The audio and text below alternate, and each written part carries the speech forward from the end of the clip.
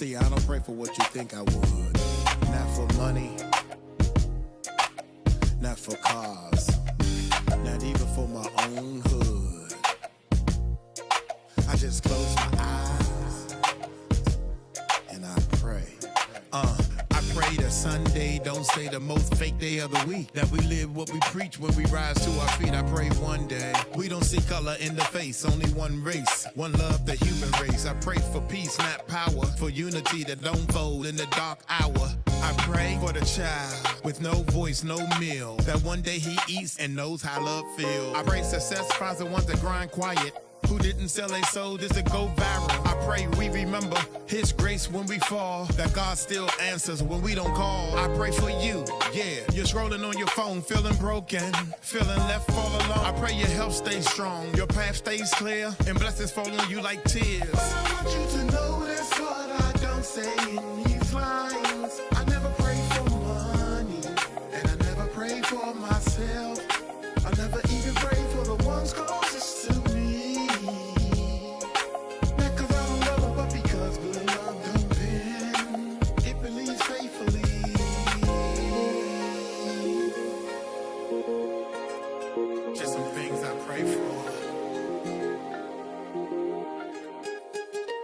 I pray for the mothers with tears in their eyes, holding it down but dying inside. I pray for the father who left too soon and the child he made trying to fill that room. I pray for the teacher who's spinning their own, trying to give hope cause the system is blown. I pray for the ones who got talent but no light, for the ones that write verses just to make it through the night. I pray we break generational chains, stop passing down drama like it's part of our name. I pray our hearts don't stay numb from the pain, and one day we dance in the middle of the rain. I pray for the silence behind fake smiles, for the strong ones breaking after holding it a while. I pray for the ones that feel too far gone, that God still reaching when the devil gets strong. I pray for the kids locked up in the system, no love, no hugs, just the world that miss them. And I pray for the soldier with scars on his mind, he made it back home but left peace behind. I pray for the ones who scream but ain't heard, who feel invisible when they speak a word. I pray you feel seen, I pray you feel true. I pray that these words can help you.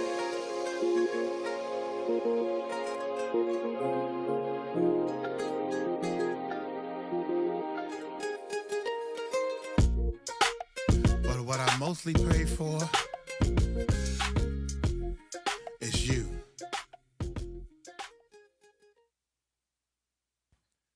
While we waiting, I should knock out one of these. That's the 𝗘𝐎𝐔𝐑 6ix9ine joint. Because right now, I see one person.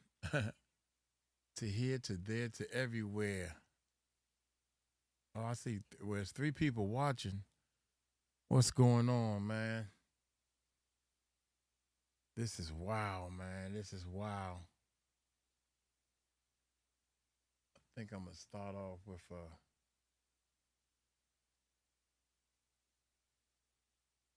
50-month sentence. Should we do the whack 100 thing? I don't know what to do, man. I'm over here in bed, in big working, in BG. Oh, my goodness. Well, ain't nothing to it but to do them. Gotta do them. Shoot. Gotta do them.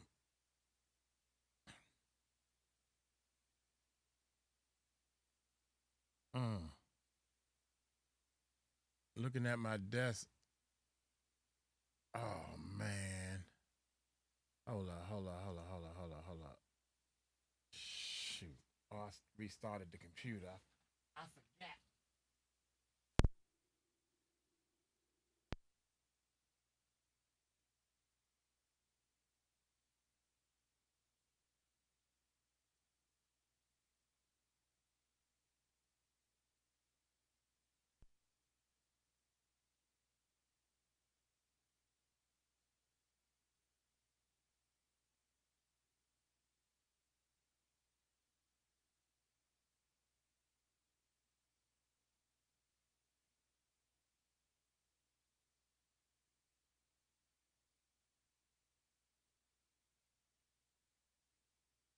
Yo, check it. Here's the story of Mike Cross. Listen close, started with the fam. Christmas time never froze. Brother CC on the drums, dad groove in the bass. Mom singing with a drumstick, had a special place. See, I grabbed at the car, couldn't play it that well. But with record spinning, man, we cast the spell. From that moment on, music had my soul gripped. Rap music hit me hard, Sugar Hill Gang flipped. Now I'm in the game, no time to retreat. From the family jam to my own beat.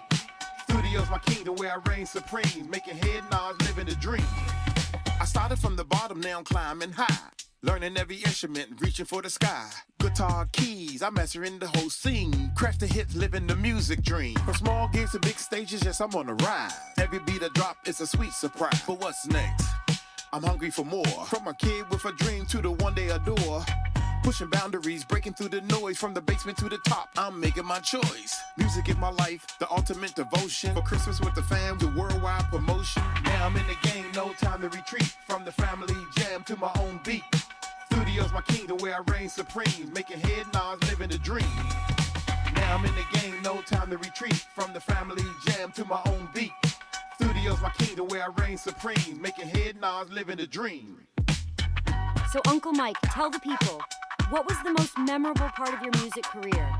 Man, there are two big moments that stand out. First, going on 2 full tours. That experience was wild. That was a dream come true. But the biggest moment, working with Teddy Pendergrass. I had a song that actually landed on his album. But what made it unforgettable was being in the studio with him, a major studio, A-list producers in the room, and they were all looking to me for direction. These industry veterans were asking me what to do next. That was powerful. That moment showed me I really belonged in this game. Studio's my kingdom where I reign supreme. Making head nods, living the dream.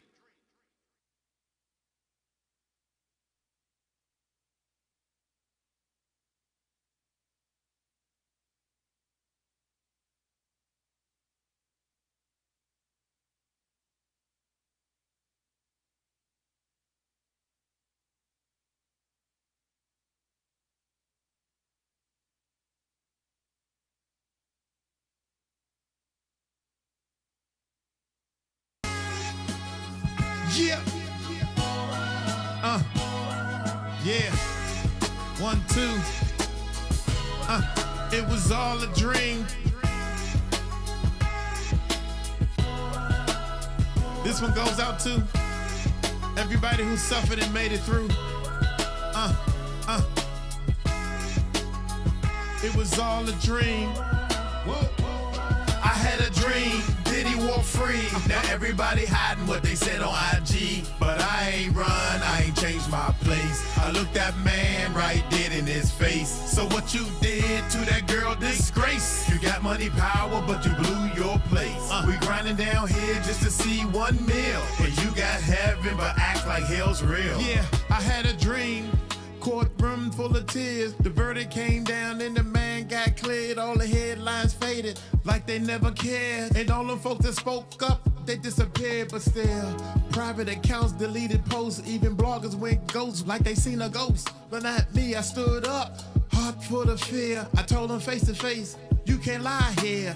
That girl was crying, we all seen the tape. And you apologized like that would fix the hate. You had it all, jets, fame, God's grace. But you played it like a game and spit in his face. I had a dream, Diddy walk free. Now everybody hiding what they said on IG. But I ain't run, I ain't changed my place. I looked that man right dead in his face. So what you did to that girl, disgrace. You got money, power, but you blew your place. We grinding down here just to see 1 meal. And you got heaven, but act like hell's real. Yeah, you got daughters, you got sons. What they gonna say when they learn what you did?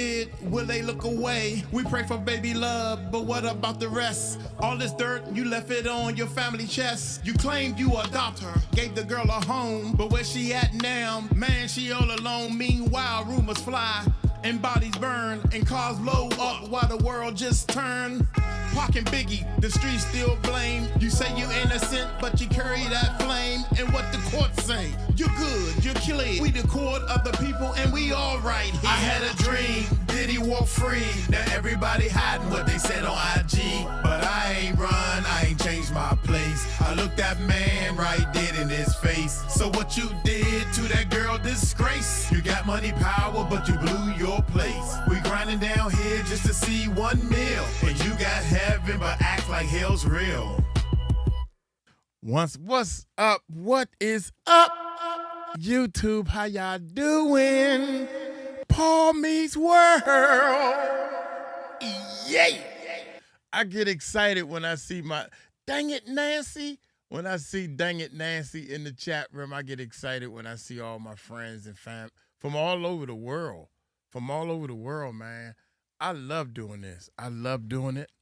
I love bringing joy to people, and because they bring joy to me. We live, y'all. Don't forget the Music Recording Network live, the Music Recording Network live channel, man. Hey, we still going over whack 100 to Diddy, 50-month sentence. Trump might pardon you. Oh my God, y'all. Oh my God. Lord, please stop these people from spreading these lies. Can you stop? Lord, can you please stop these people from making up stuff? He only got 4 years. He already did one. Oh my God, a pardon. 4 years. Okay, Trump might pardon. Maybe they put Trump in the title some kind of way just to get the clicks and views. I don't know. I don't know. We try to stay straight up over here, man. We trying something new and all that good stuff. But shout out to whack 100. Shout out to everybody that's pushing these YouTube channels, man. Shout out to everybody. Even if you on Diddy's side, we are live on our channel talking about one of the things that we're talking about is the 50 months. Are you satisfied or you not? I'm going to be honest with you, man. I think this judge done pissed a lot of people off. It's almost like you watching your favorite sports and they end in a draw. It's a tie, no matter what. People wanted Diddy to get way more time than that. I knew he was going to do some time. I knew, y'all, he was going to do some time. I'm still trying to figure out how I'm going to set this up, man, for this live stream and everything. Dang it, Nancy. I see you. Dang it, Nancy. I see you all the time in Tickets chat. And I said, that's my buddy right there. Hey. Anyway, hey, y'all hit that subscribe button. Shout out to everybody. Shout out to all my subscribers, man. We get ready to hit 490. We get ready to hit 500,000, man. Thank y'all. I never thought when we first started, I was happy that if we hit 10,000, then we got 100,000 and got the plaque. Now we're working on the other channel. It's a race, y'all. See if the other channel gonna get a plaque, or we gonna hit 1 million and get that gold plaque. Anyway, hit that subscribe button, man. Hit that bell. I try not to talk too much, but I'm talking to my people. So if you're new to the channel, I try not to talk too much. But y'all hit that subscribe button. Hit that bell. Let's check it out. It was just announced that Diddy was sentenced to 50 months in prison, which is 4 years, 2 months. But before we get to this video, make sure you hit that like button. I need a quick 100 likes. Once we pass 100 likes, I need a quick 500 likes. Hit that hype. We're up to 40,000 subscribers, so hit that subscribe button. Daily content. But the ABC News broke down the judge's mindset when sentencing Diddy and how the atmosphere was in the courtroom. To send the kind of message that he wanted to send, that violence against women must be met with real accountability. And so he sentenced Sean Combs to 4 years in prison. That's not as much as federal prosecutors here wanted. They wanted 11 years in prison, reminding the judge that Sean Combs has a penchant for violence and abuse, pointing to... I think 11 years was too much. To be honest, I think 11 years was too much, but I'm gonna break the whole thing down at the end of this video, man. 2016 hotel security video showing Combs attacking Cassie Ventura. Combs says he knows that video intimately. He apologized to Cassie Ventura.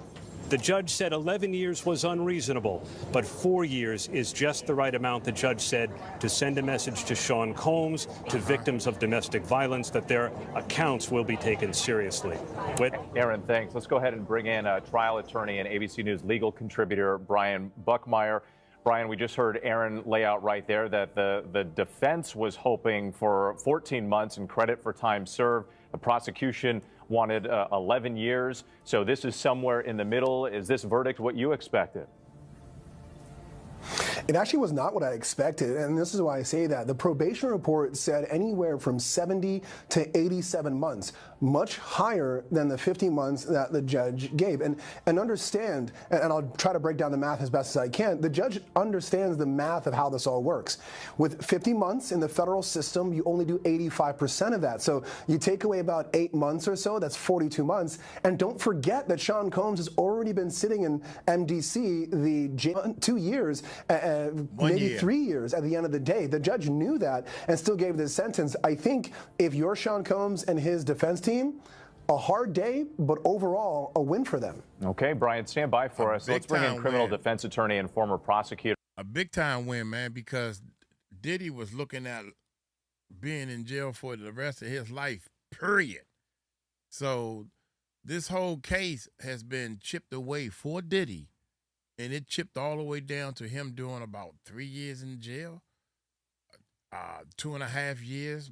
If he good behavior and all this stuff, you ain't got no choice but to be good, behave good in the feds, baby. An ABC News legal contributor, 𝗟𝗜𝗡𝗞𝗦. And 𝗟𝗏𝗏, we also saw today some emotional testimony. We saw numerous children of Sean Diddy Combs speaking before the court. Combs himself saying that he's a changed man. There was this video that they put together talking about Combs being a family man, his impact on the community. How much of that do you think made a difference here in the judge's decision?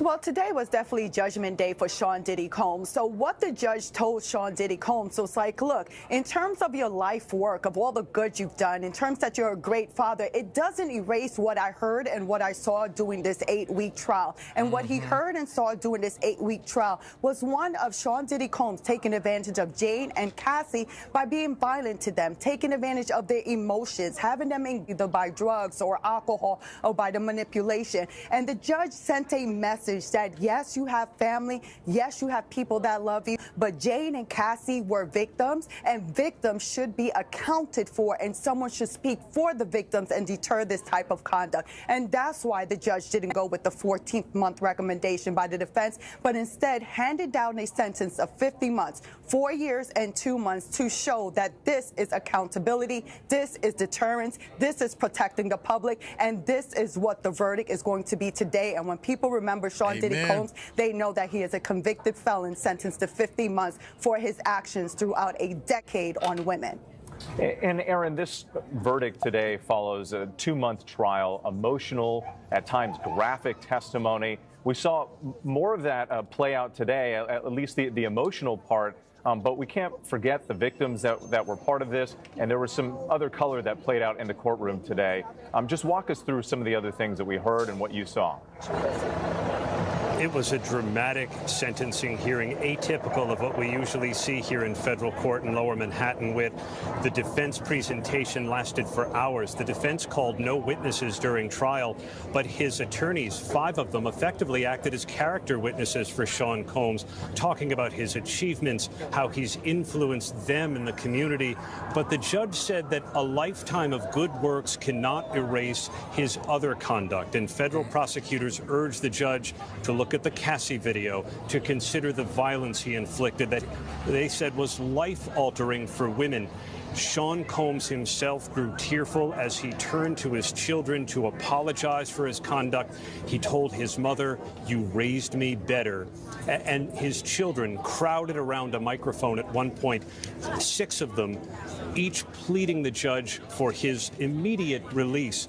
His daughters sobbing through their presentation to the judge, begging him to give their father a second chance to return him to the family.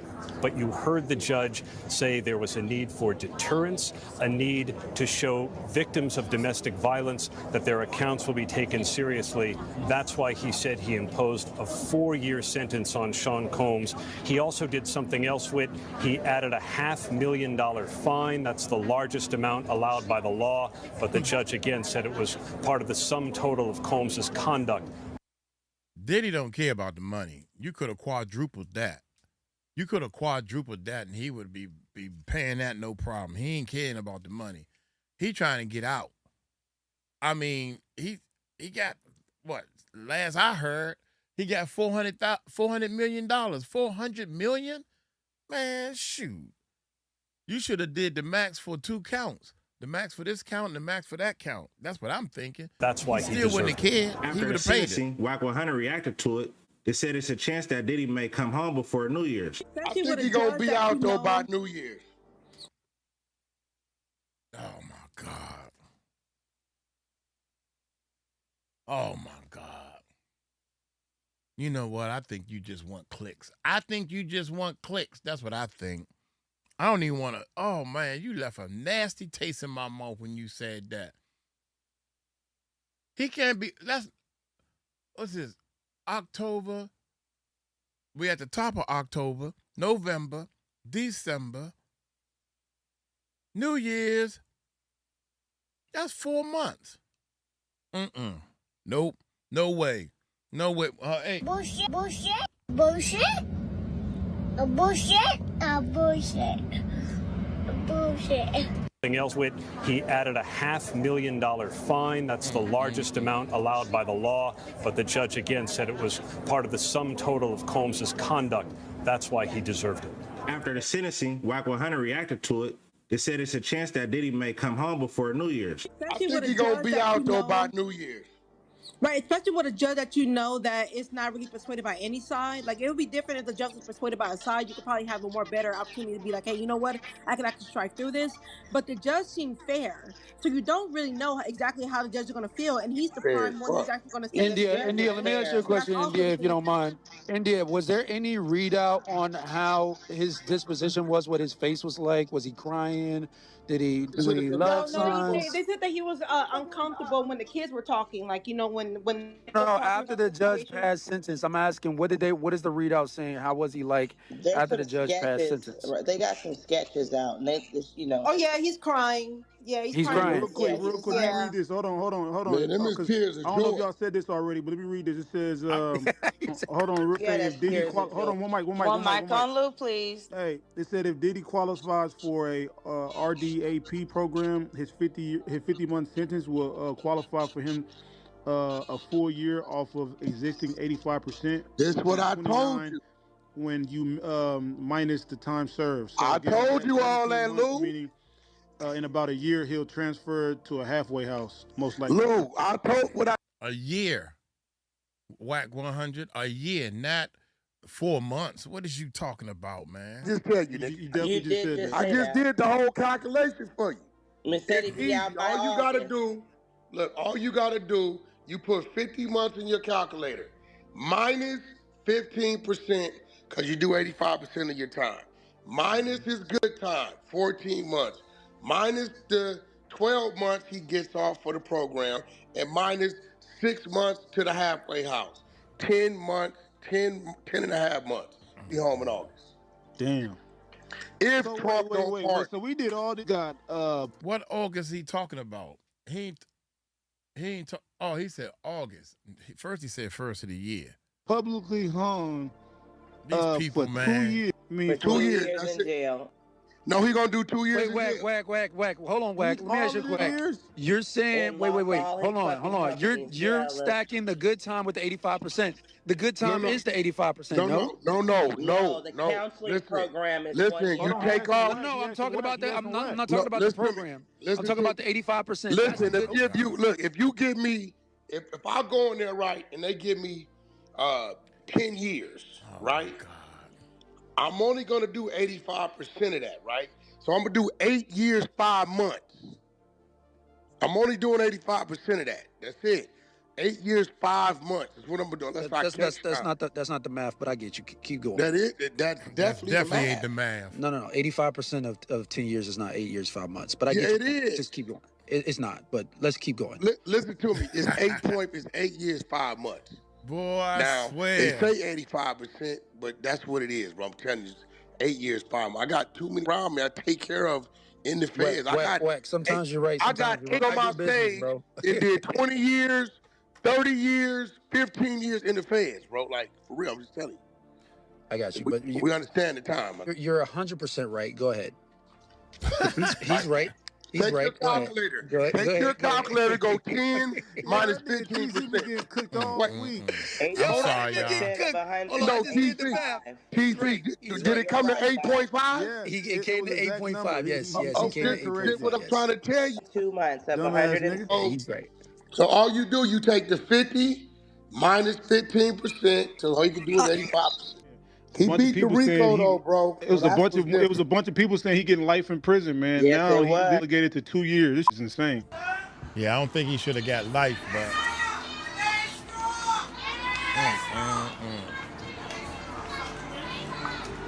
I would not want to put my family through this. Going in and out of courtroom, doing this and doing that. Why would you put your family through this mess, man?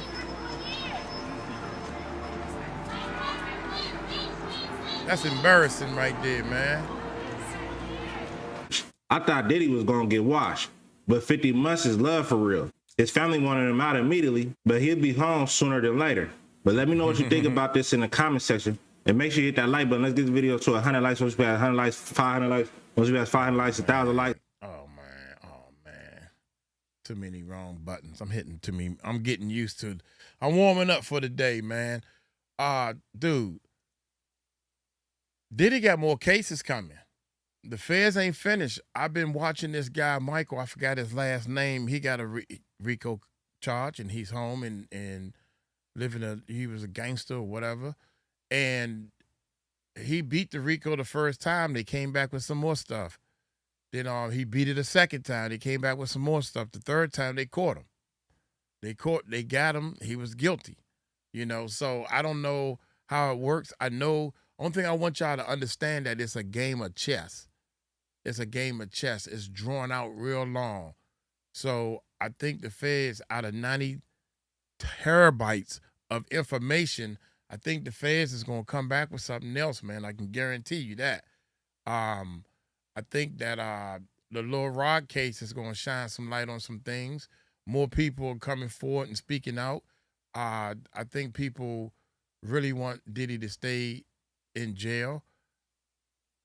I think that Diddy needs to just straight up admit to what the things that he did, So I'm gonna get on up out of here, man. Y'all tell me what y'all think. Y'all take it light, take it slow. Tell them Uncle Mike told you so. Peace out.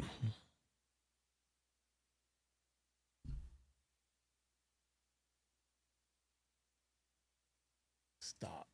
How we get to that other page, man? I was happy with the other page. Now we got a new page. Oh my gracious. Need my glasses. I see you, Cookie. Cookie, go upstairs. Cookie said, I'm here, Uncle Mike.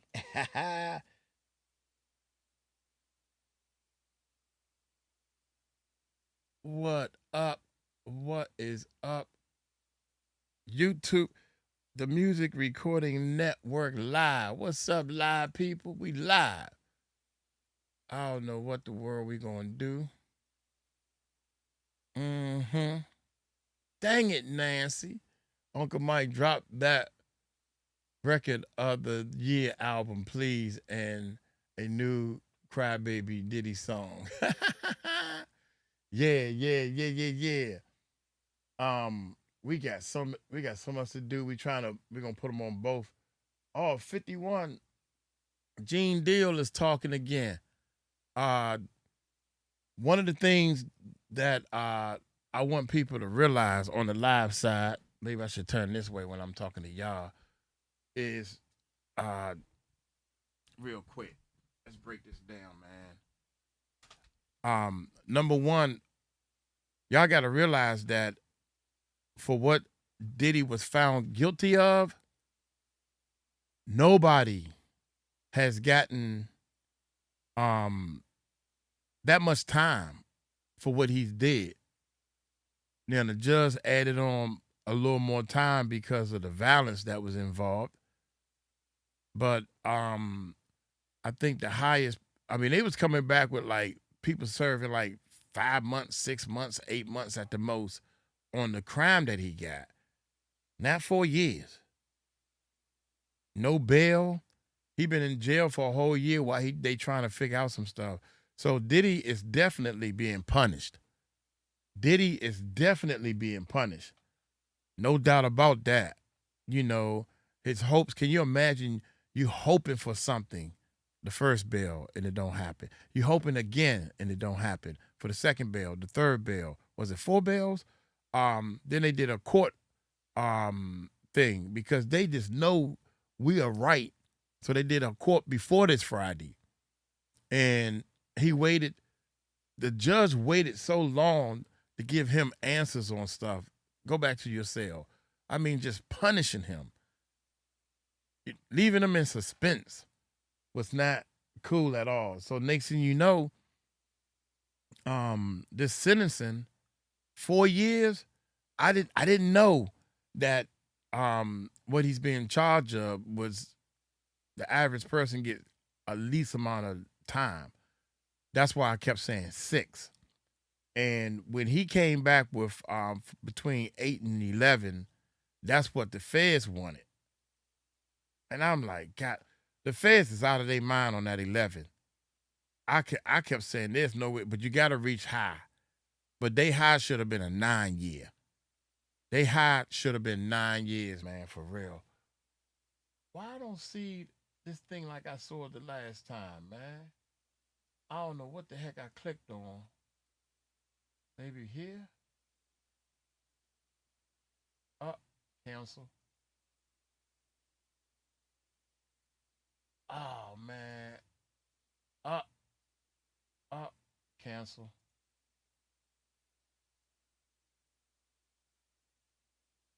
Something, I don't see the chat up here. Manage, cancel.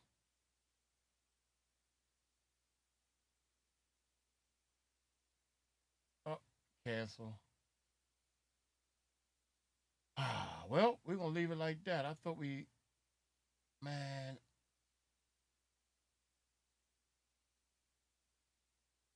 Oh, man. Oh, there it is. I know what I got to click on now. Uncle Mike learning as we go, baby. Uncle Mike, drop that. Okay, drop that song. We're going to drop the song on the next one.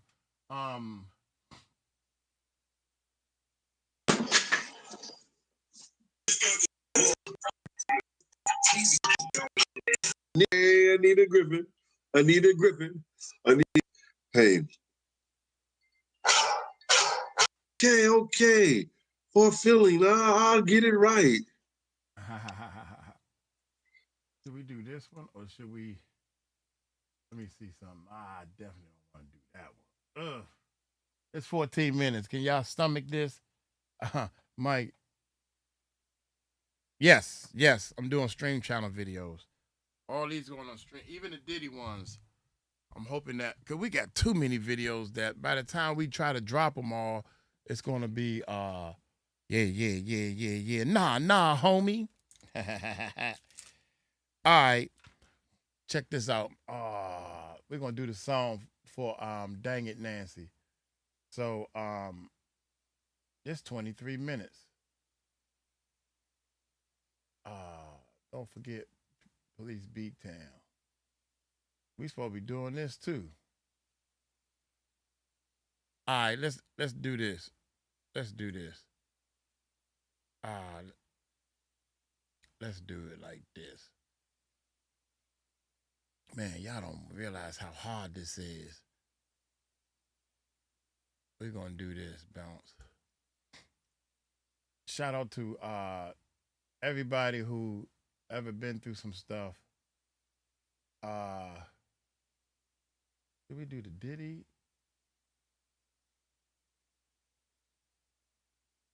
I was thinking that this, oh my God, I don't know what to do. I don't want to do no music with him. Because, oh man. We are live, right? Yeah, we live. Cookie. To here, I'm confused. Oh, we got we live and we probably dropping videos on the main channel. Yeah, Uncle Mike trying to do too much.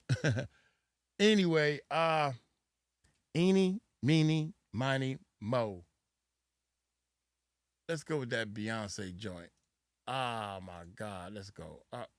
Here we go. And 5, 4, 3, 2. Check this out.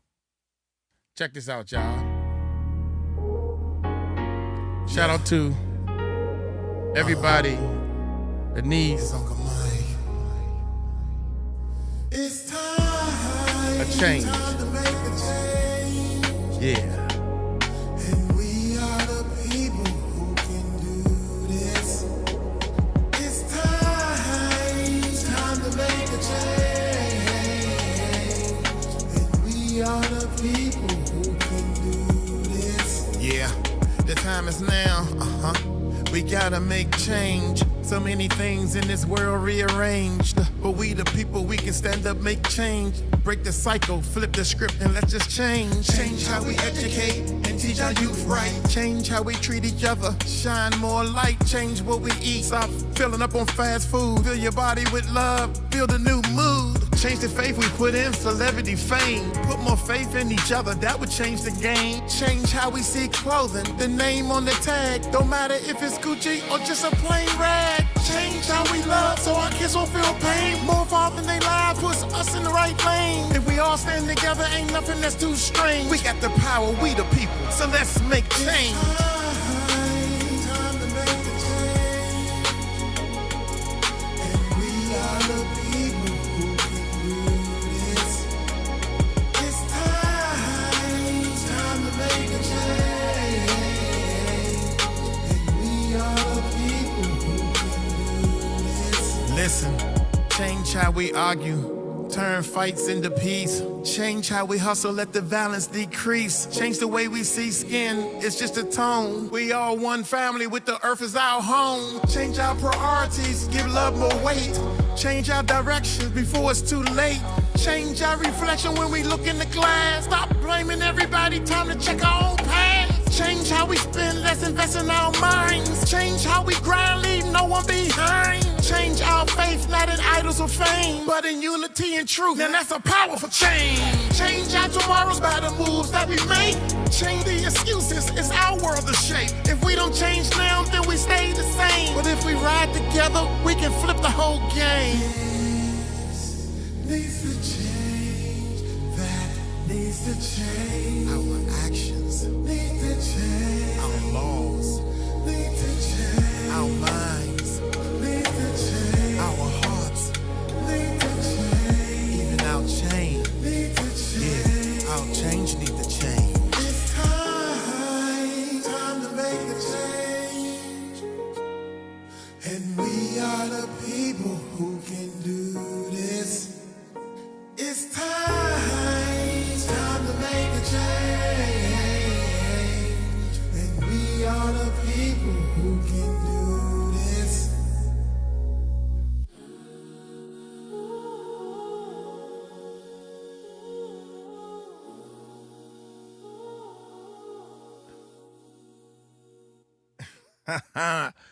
I can hear. I had a female singer over here now. It was short. It's too short, and I can hear where I cut it out at the end. What's up, YouTube? This is the Music Recording Network stream. We trying to wake up our new channel, our other channel, the Music Recording Network, our stream channel. Man, y'all go over there and subscribe. Our live channel. I'm telling y'all to go to the stream channel and subscribe. Subscribe to the channel, hit that subscribe button, hit that bell. Check this out. Diddy trial, Sean Combs sentenced to 50 months in prison. Now, everybody who been hurt, I dedicate that song to. It's time to make a change, because once you have been hurt and you tell somebody you've been hurt and nothing happens, you be hurt again and again, and you keep telling people. And the person that's doing the hurting, once you tell on them, they're going to hurt you again for telling. So now you got two hurts. You know what I'm saying? So you learn to keep your mouth shut. I'd rather get beat up once than twice. I mean, that ain't rocket science. So this Diddy thing, man, is a nice blow for everybody. I know one thing, if that video wasn't leaked of her being abused so bad by Diddy, that changed so many people's perspective on Diddy, period. I don't care what you say, the judge, the jury, the people, everybody. It was no doubt in anybody's mind that he is capable of doing the things that people was talking about. Cookie, hey, Cookie, you can go upstairs, Cookie. Cookie talking about my shirt. Thank you. She said she loved my shirt. Thank you so much, man. Don't forget we live, the Music Recording Network live. Shout out to everybody who supports the Music Recording Network because we are out here helping people. And we're going, this whole summer that's coming up, man, we about to step out and do some things. I feel good. I've been drinking my water and my 𝗓𝗓𝗏. If you're old enough, you'll know what that is. So I'm asking people to support me, man. Support all 4 of our channels. We actually got 5, but we ain't gonna talk about the YouTube growth system. We are actually putting together a channel to teach people how to do this YouTube thing. Hit that subscribe button. Hit that bell. And let's check it out. This right here is a good breakdown right here. Hi there, everybody. I'm Deborah Roberts, and thank you so much for being with us and streaming with us. Tonight on Burden of Proof, the case against Diddy, a judge sentencing Sean Combs to 4 years and 2 months in prison after the hip-hop mogul begged for mercy, essentially, in court. Right before the judge's decision, the 55-year-old stood before the court saying he had been stripped down to nothing, that he has nobody to blame but himself. Combs was convicted, you may remember, in July on the lesser prostitution-related charges in his sex trafficking and racketeering trial. Now, during the court today, he specifically addressed that hotel surveillance video so many people have seen where he's assaulting then-girlfriend Cassie Ventura, apologizing to her today directly, calling that video disgusting and despicable. The judge in the case also took into consideration a letter from the prosecution's star witness, Cassie. You know what, man? Come to think about it, I never noticed this in this video, and I hate to keep playing it over and over again, but he surprised her, unless she heard, because she never turned around, and she got that hoodie on, she can't see behind her, you know, so... That hotel surveillance video so many people have seen where he's assaulting then-girlfriend Cassie Ventura, apologizing to her today directly, calling that video disgusting and despicable. The judge in the case also took into consideration a letter from the prosecution's star witness, Cassie Ventura, who wrote that she still has nightmares about what she calls the most traumatic and horrifying chapter in her life. Ventura also saying that she fears swift retribution if Combs walks free, so much so that she moved her family out of the New York area. There is so much to this case, so much to break down. And joining us later for a reaction is a former makeup artist to Cassie Ventura who testified against Combs. And we're also going to have a prison consultant who has worked with high-profile inmates on how he preps clients for time in federal prison. And we'll ask him to weigh in on that business class that Combs has been teaching behind bars. Lots to talk about today, but we're going to begin first with ABC News chief investigative correspondent 𝗟𝗓𝗡𝗅𝗏. He's been on this trial from the very beginning in the courtroom and certainly was there today throughout. He joins us live outside the federal courthouse in Manhattan. Aaron, Sean Combs was sentenced to 50 months, just over 4 years. What was that moment like for him in court? What was his reaction when he heard that? Now, y'all got to remember, man, right before he speaks, you have to remember what he was sentenced for. The charges that Diddy was sentenced for, I think the maximum people was getting is like 5 to 8 months. So 4 years, people are like, I wanted him to get more than that. I wanted him to get more than that. Yeah, I wanted him to get more than that too. But the judge had to be not ridiculous. You know, a lot of people just looking at their own feelings. You know, I've been hurt, I've been abused. There's a lot of people out here in this world that have been abused, man, and I didn't even realize that. So you got to keep in mind, man, 4 years for the 2 counts he got found guilty for. I wish they would have got him on some type of RICO. Maybe they're going to come back on it. Here we go. Correspondent 𝗟𝗜𝗡𝗞𝗦. He's been on this trial from the very beginning in the courtroom and certainly was there today throughout. He joins us live outside the federal courthouse in Manhattan. Aaron, Sean Combs was sentenced to 50 months, just over 4 years. What was that moment like for him in court? What was his reaction when he heard that? Deb, Sean Combs was expressionless. He was sitting on his hands as the judge imposed the sentence, telling him that his lifetime of good works could not erase the conduct that we all plainly saw as he was violent with Cassie Ventura and others. And the judge said he wanted to send a message with his sentence that violence against women will be taken seriously. As the courtroom cleared out, though, Combs turned to his family. He said, "I'm sorry. I love you." I was here at court during an earlier hearing when Combs seemed to expect that he might get incarcerated for this, even though he asked for release under time served. And he told his family at that time last week, Deb, that whatever happens, I'll deal with it. And his family had been tearful. Each of his 6 children telling the judge, crowding around a podium, taking turns, that they needed their father home. They begged for his release so that the family could rebuild.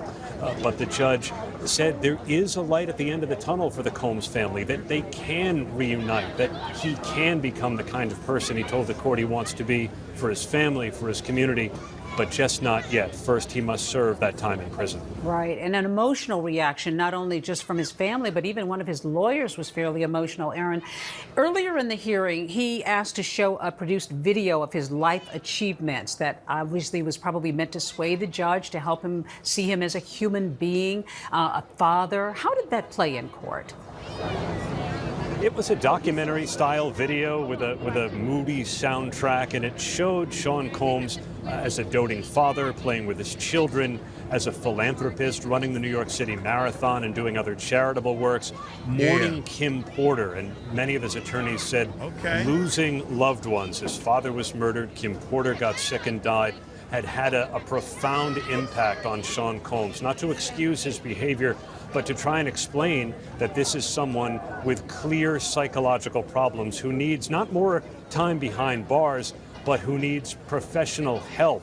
And his attorneys said that jail or prison would not rehabilitate Sean Combs, that he needs professional therapy outside of prison. Right. What about now, Aaron? What next? I mean, there are some who are going to say this was very lenient, and I'm sure for Sean Combs, this was more than he was expecting. What's next for him? In the last 10 minutes or so. He's going to return to MDC in Brooklyn, and the Bureau of Prisons will decide where he should ultimately spend his 4-year prison term. And his attorneys say they may well appeal to try and get that sentence reduced. Combs has already been in jail a year. He'll get credit for time served. He must also pay a $500,000 fine imposed by the judge. That's the largest allowed. This was going to be justice either way in some ways, Deb. Either he didn't do anything terribly wrong. He was acquitted of his most serious crimes that he was charged with, and he could have gotten off with time served, and that would have been justice for Combs. But the judge saw it differently, that he needed to be held accountable for the violence that he committed. So many reactions here. Aaron. Bullshit. Bullshit. Bullshit. Bullshit. I gotta call it when I see it.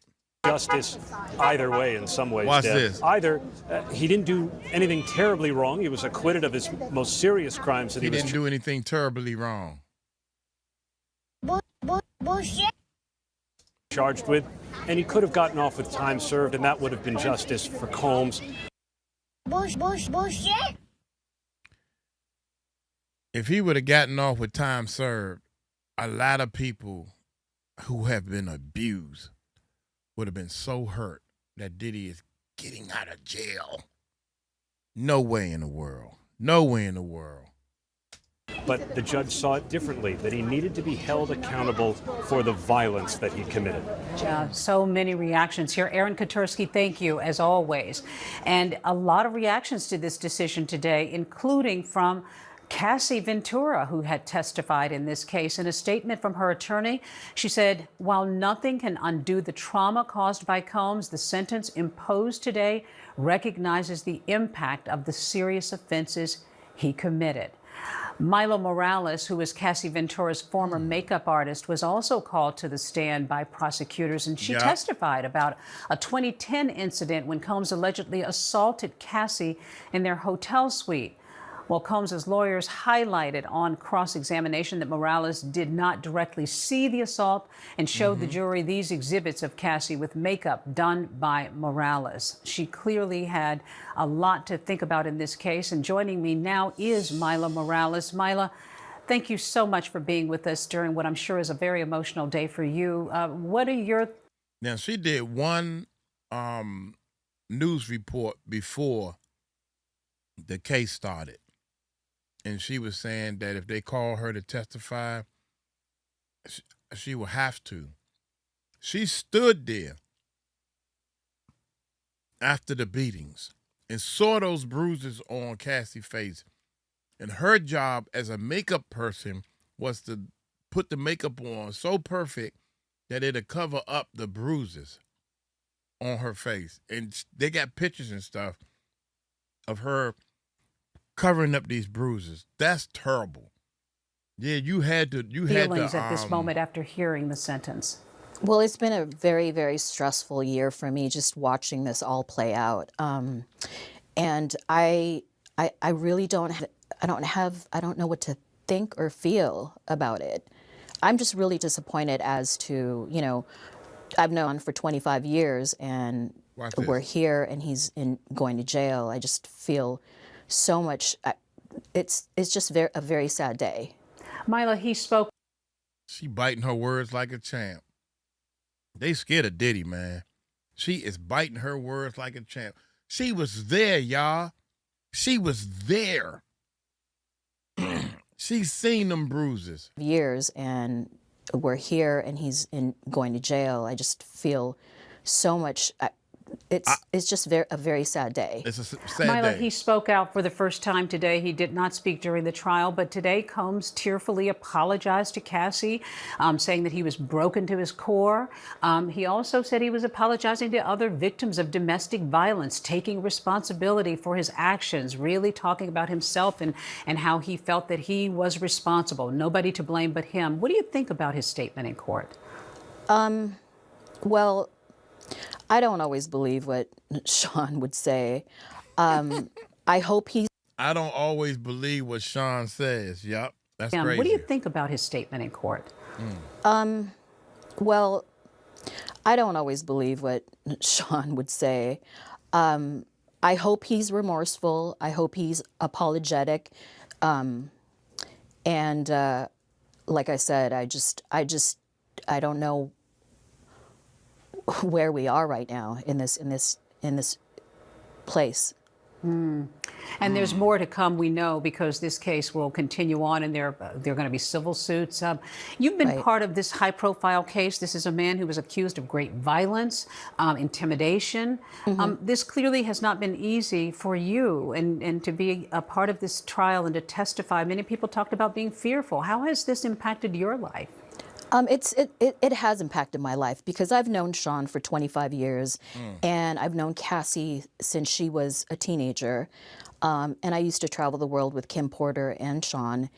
And, you know, I just think that a man with so much power, I wish that he would have done something better with it. Amen. Rather than here we are seeing him in court, you know, like I said, 25 years later, it's just a sad difficult story. Time. It's really difficult, yeah. And you faced him in the courtroom, too. Tell me a little bit about the sentencing today. I mean, I'm sure that there are plenty of people who feel maybe it's an insult to some women, in this case, particularly 𝗂𝐶. Does it close a chapter for you, or what are your feelings about the finality of today? I feel like it does close a chapter for me. However, I just feel very defeated, and I feel defeated for the victims that he's, you know, damaged. He's damaged so many lives, and I hope, like I said, I hope he's remorseful, and I hope he is sorry for what he's done. to these people because this is going to impact the rest of their lives. He's only sorry he got caught. Well, it clearly has impacted yours and so many others, and we wish you the best and hope that, as you said, that maybe you can sort of move forward. Milo Morales, thank you so much for being with us today. Really appreciate it. Well, now that Sean Combs has been sentenced, the big question is what comes next? He's been in custody in Brooklyn's Metropolitan Detention Center since September of 2024, and now, of course, he's sentenced to 4 years and 2 months in prison. Well, joining me now is Sam Mangle, a federal prison consultant who has worked with high-profile names from Steve Bannon to Peter Navarro, Sam Bankman-Fried. And we should note that he was not involved in this case, but we'll have some insight into what this is all about. Sam, thanks so much for being with us.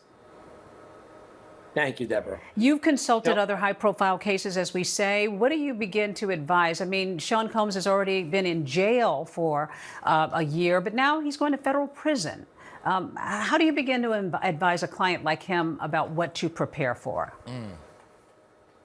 I always tell clients, whether a politician, an actor, a billionaire client, or the run-of-the-mill businessman or doctor I deal with, it doesn't sink in until the judge reads the statement, "You are hereby remanded to the custody of the Bureau of Prisons for X number of months." Okay. And at that point, I explain that at least most of my clients serve about 30% of that time in custody. It's a lot different for Sean Combs because due to the nature of his charge, he is not eligible for any time off of his sentence other than the 15% good time credit that's given to every inmate.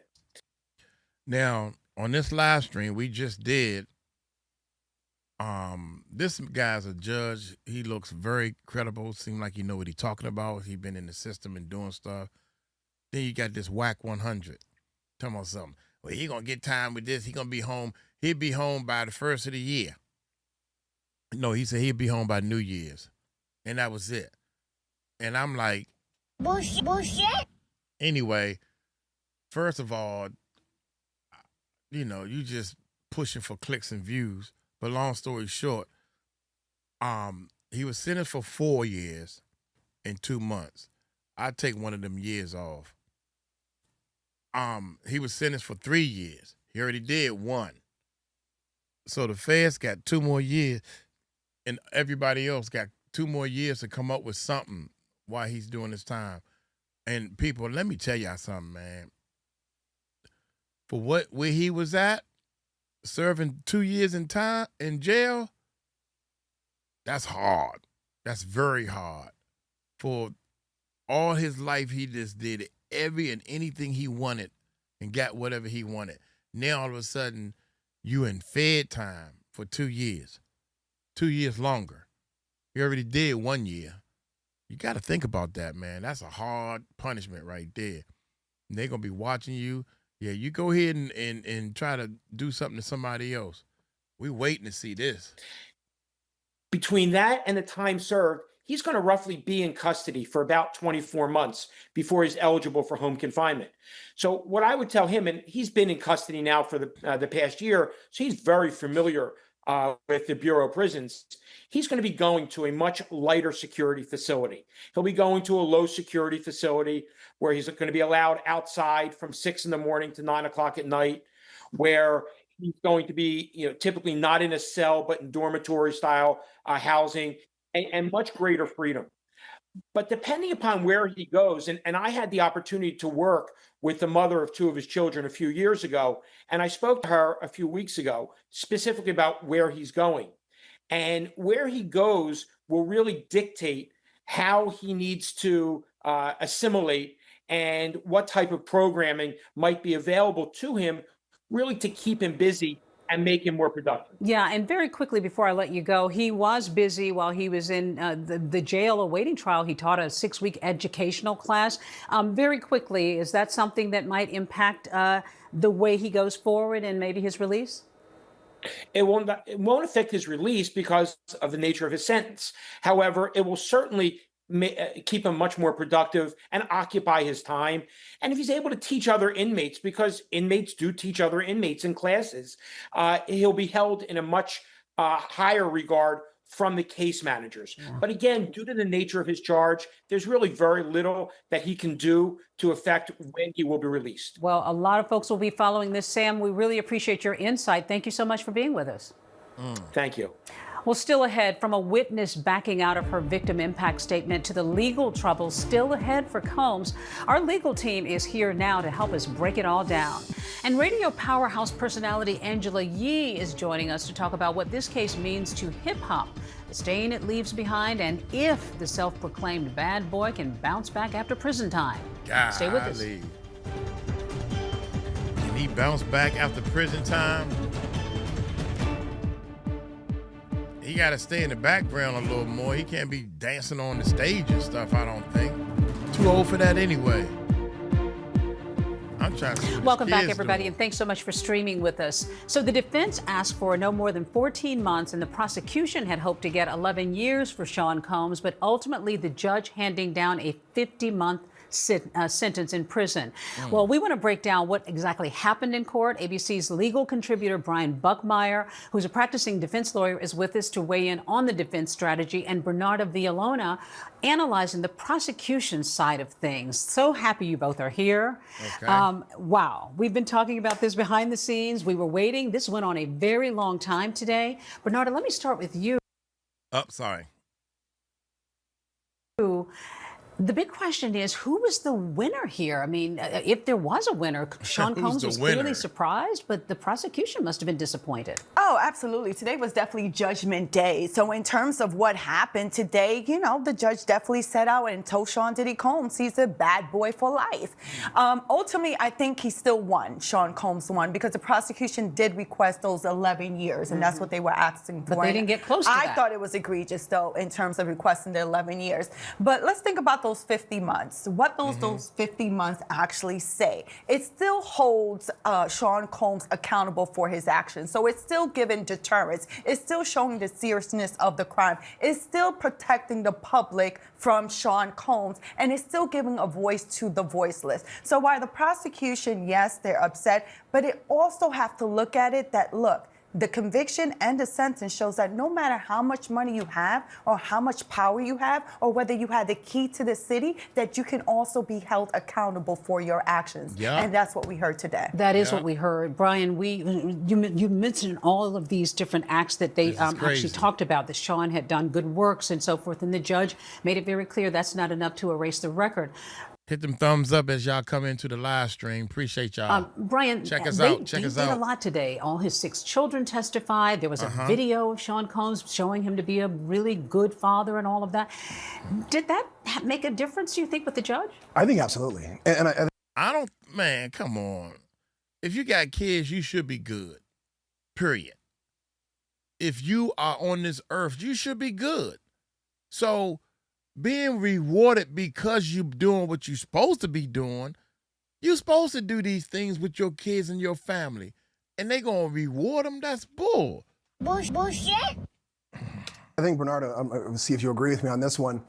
When we have cases in the Southern District of New York, the judge looks at that recommendation from probation, and it's almost gospel.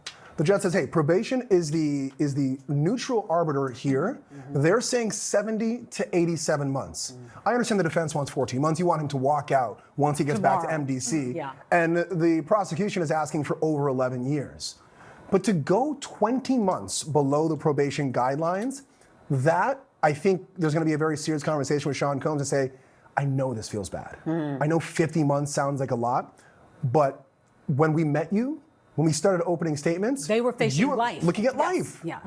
When you were convicted, we beat the top counts. Yeah. When we got the probation report, you were looking at 6 to 7 years. Life. Now you got 50 months, minus the 13, plus good time. He might be out in less than 3 years-ish. 3 years. Depending on how good he can be while incarcerated, maybe keep doing those programs. A 3-year sentence afterwards, that's a win. It was a win. It was a win for the defense. You got to think, you know, there was some crying that was taking place, but I think what the judge wanted to say was cry me a river. So yes, I understand that you're a father and your kids love you and you've done great work. But hey, guess what?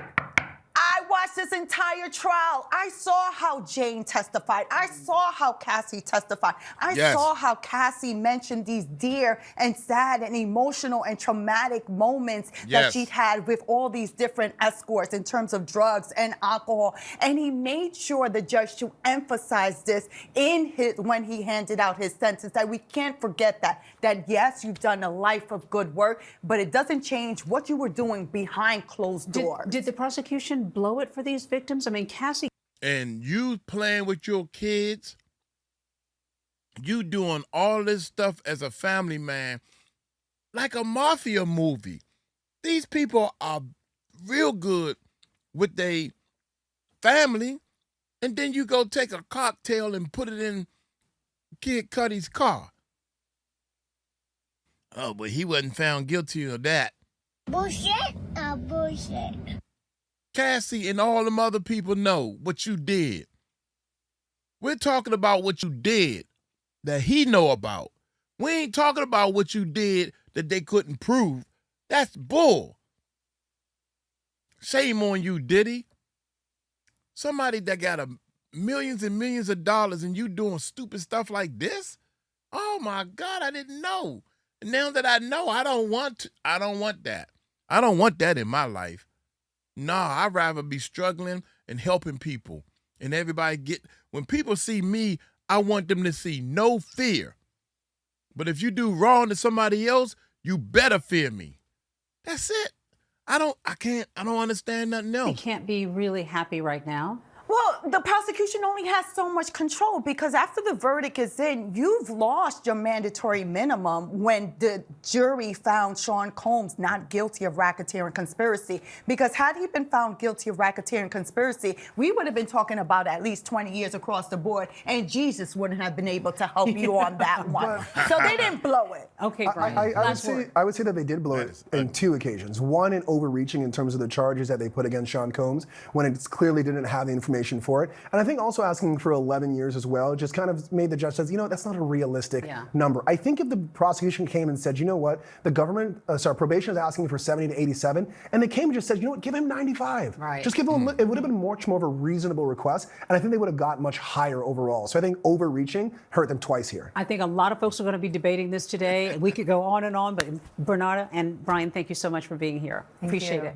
All right, well, coming up, a popular radio host who knows the hip-hop scene very well. She's going to talk to us about the cultural impact and what this sentencing means for the pop culture atmosphere. Angela Yee is going to be here. She's going to join me live, so don't go anywhere. Nothing. It don't mean nothing for the pop culture. When at the pop, I'm thinking of hip-hop. Oh, my gracious, man. God dang, man. Most influential, wealthy figures, known for his work as a rapper, record producer, executive, building a vast business empire spanning from music into fashion, liquor, even a TV network. But what does this mean now that his criminal trial is over and he's been sentenced? What does it mean for Combs as the world once knew him? Well, let's bring in radio host Angela Yee. Angela, thank you for being here. You have been in this world surrounded by so many different people and come across Sean Combs over the years. We know that he was a powerful figure. It was acknowledged in court. What is this going to mean now in the community? What do you think people are saying? Well, Diddy was always the epitome of what it means to make it in the music business. The most successful, always on the top list when it comes to the most powerful entrepreneurs. So I think now he's going to have to redefine what that is. I know we're looking to see what he's going to do when he finally gets released. I know he did not anticipate this happening. You can tell he had already set up some dates for things that he was going to do next week in Miami. They said to teach and not to, do anything else, but that's what they And he's been teaching behind bars, too. That was embarrassing. Right there, that was a slap in the face for the judge. I got some appointments. I'm in Miami, so can we hurry this thing up? That's basically what you're saying. Because I know you're going to let me out, you know what I'm saying? I done did 14 years for you, bruh. I'm trying to get out, you know what I'm saying? I got speaking engagements to do. That was a slap in his face, man. I sat right here and seen how what you did to these people. And the judge even said, look, I hope you'll continue that work that you've been doing. So now it's going to be a full pivot. And I think he already was trying to make that pivot with the brother love and everything that he had reinvented himself with. And so I feel like he was already making that change because maybe he knew there's things from his past that he had to kind of account for. Well, as I said, you had sort of been in his orbit over the years. You made it clear, never really good friends, but you had a popular radio show that was The Breakfast Club, which was on Diddy's network, Revolt TV. Give us a sense of what that was like in that world, because there were so many people who rubbed shoulders with him. Yeah, you know, I think everybody looked up to Diddy. I mean, he was the person that was like the keynote speaker at this. He was the one that was like, okay, if you want to do a deal, if you want to make some money, that's the person you need to get next to. And so, you know, when it comes to clothing lines, when it comes to having his own network, we all were like, wow, this is amazing. Look at what this black man is doing. And so now it's kind of like the blinds have been opened up and now we can see what was really going. But I also feel like there were always whispers of what was really happening. We've heard about the quote unquote freak offs and what happens at the parties after the actual like birthday party, what happens afterward, after hours. And it exposed a lot of people to a world they didn't know about. You've described it, the hip hop world back then, as sort of the wild, wild west. Yes. What do you mean by that? Ooh, I mean that I think that a lot of times bad behavior was kind of par for the course. I mean, there's times when I first started in this music business, they told me I had to have tough skin. They told me there were going to be things that were happening that, you know, you have to learn how to be like a big girl and be okay with it. Even how people speak to you, how people treat you, being a woman in the business, you know, getting harassed was kind of like just part of what it was. And now I think, and I think this is fortunate that people have to be a lot more careful about how they talk to you, how they treat you, and what they do, because there has to be some type of accountability. Things have changed for sure. Well, what about bouncing back from all of this? I mean, we've heard that Diddy has been teaching a course while he was in jail. Maybe he'll continue to in prison. He may only do another 2.5 or 3 years and then he comes out. Can he bounce back in some ways to reclaim where he was? Listen, the way that Diddy is, I'm sure he's already planning what's next. Like knowing him, and I think the way the landscape has changed, you don't need to have like a major network deal. You don't need to have a major label deal. There's a lot of things that people can do independently. And as we can see, people were already booking him to come and teach, so to speak, when he got out. So I can see already people are like free Diddy. Some people feel like he didn't get enough time, but I do feel like there's going to be people and there's going to be ways that he can monetize things, telling his own story, telling his own redemption, and not have to do a major corporation deal. That's what I was thinking. If there's a movie, he will probably be involved in that production. A documentary, him talking about how he's changed. I mean, even seeing like that video they put together in court to show his family and everybody coming together to support him. He's a master marketer. Yeah. And so he's managed to reinvent himself time and time again. And he probably will again. Angela Yee, always great seeing you. Good to see you too. Okay, thanks so much for being here. Well, thank you for joining us. And for more news, context, and analysis. Man, she could have kept her little 2 cents. She ain't even spread nothing, no love on the whole situation, man. It's crazy, man. There's a lot of Diddy lovers out there, man. Diddy lovers. Yeah, I'm gonna call them that. Diddy lovers. And I just wanted to share a little bit of this. He been on for a whole hour, and I can't give him a thumbs up. Is this what I wanted to show? I think this. Check this out, y'all. I want y'all to just see this. If you're mad that Diddy didn't get the time that you wanted him to get 11 years, 12 years, life, and all that stuff. You got to take into account that the people that Diddy lovers are, they thought he was going to walk. I can't wait to see other people. I haven't went to their channels and stuff yet, but check this out real quick. Man who was acquitted. Okay, he is breaking it all the way down like, how dare them? Let me see. He needed vindication.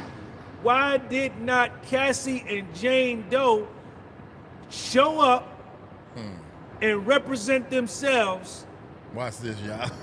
Oh my God. At the sentencing and ask for more time for Puff? Why did the judge feel the need to do that? Check Sean T out. Check me out. Oh my Check God. Monkey out. Abs is locked in too. Oh my God. A Southern District of New York judge gave a first offender, a man who was acquitted of 3 very serious charges, which would have landed him life in prison. Should be lucky for that. The jury acquitted him of those charges. And he was left with 2 charges, Mann Act charges or prostitution, which are considered misdemeanors in state cases. Some states don't even prosecute them. Okay. And gave the first offense, no criminal history, no infractions at MDC Brooklyn, already served 12.5 months, denied bail, yet still on very weak Mann Act prostitution charges, gave him an upward departure of 9 levels, enhanced him 9 levels, and did an upward departure, going against what he asked for. Okay. His word, Judge Submaranian, you lied, Judge Submaranian. Your word is some shit. You a liar. Because in your order dated July the 9th, 2025, you asked for USC 18-2421, criminal history category 1, sentencing guideline range 2G1.1, subsection 1, subsection A, which is a base offense level of 14. You asked for that. If you wanted to add the coercion, which according to Mark Agnifilo, you mentioned 7, 8, 9, 10 times in your little soliloquy. Oh my God. It should have been enhanced in your letter to a USC 18-2422 with the enhancement for the coercion. But you didn't ask for that. You went against your own word. You went against your own word. You went against your own word. Where you going, cousin? Where you going? Never before. Okay, never here we go. Right here. Never in before. The history. In the history. Well, let me not say that. Let me not get into saying things I have no proof. But it is an aberration. It's a standard deviation. 2 or 3 or 4 or 5 standard deviation for a judge to do an upward departure 9 levels on a first offender with a criminal history category of 0. I'm just telling you what it is. And I got the transcript. I got the transcript at the crib. I ain't read it yet. See, a lot of people see things only one way. He don't understand that these cases and these people that got 5 years, that have maybe 8, I think it was another case that had 8 years.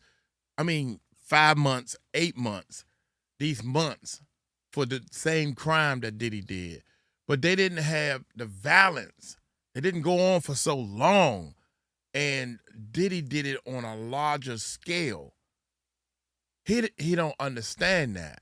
What make it so bad is Diddy had gun. They done gave Diddy all the daggone breaks, my guy. Diddy got all the breaks he can get. He still got a break, man. 4 years, you already been in jail. He been denied bail over and over again. That's a punishment. That's a punishment. I'm trying to get out. I'm gonna go home. I'm not going nowhere. Yeah, whatever. You got that part right. You ain't going nowhere. But he don't realize that the violence that was involved in this thing and some of the things they almost caught him on. I have another business where I do New York City tours. If you come into New York. Oh my God. Okay. That's enough, man. That's enough. Look here, I'm gonna get on up out of here. Hey, you want to do a tour? Y'all take it light, take it slow. Tell them Uncle Mike told you so. Peace out.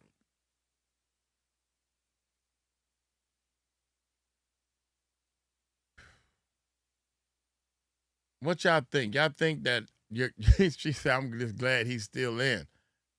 I'm kind of glad I'm glad he's still in also, because I think a lot of people that has been hurt I think a lot of people that's been hurt is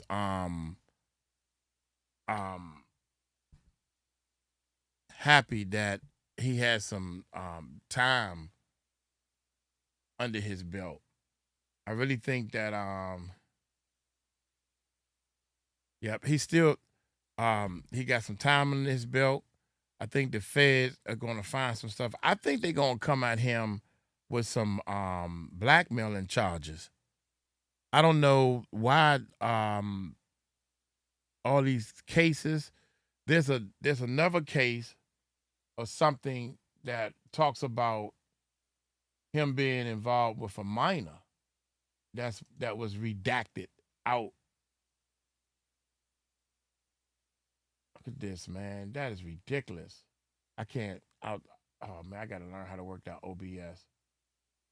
It is so much involved in these letters and stuff. It's so many things involved in this whole situation, man. I was looking for some. That's right, I ain't seen nothing else. I got the paperwork. I got paperwork pulled up.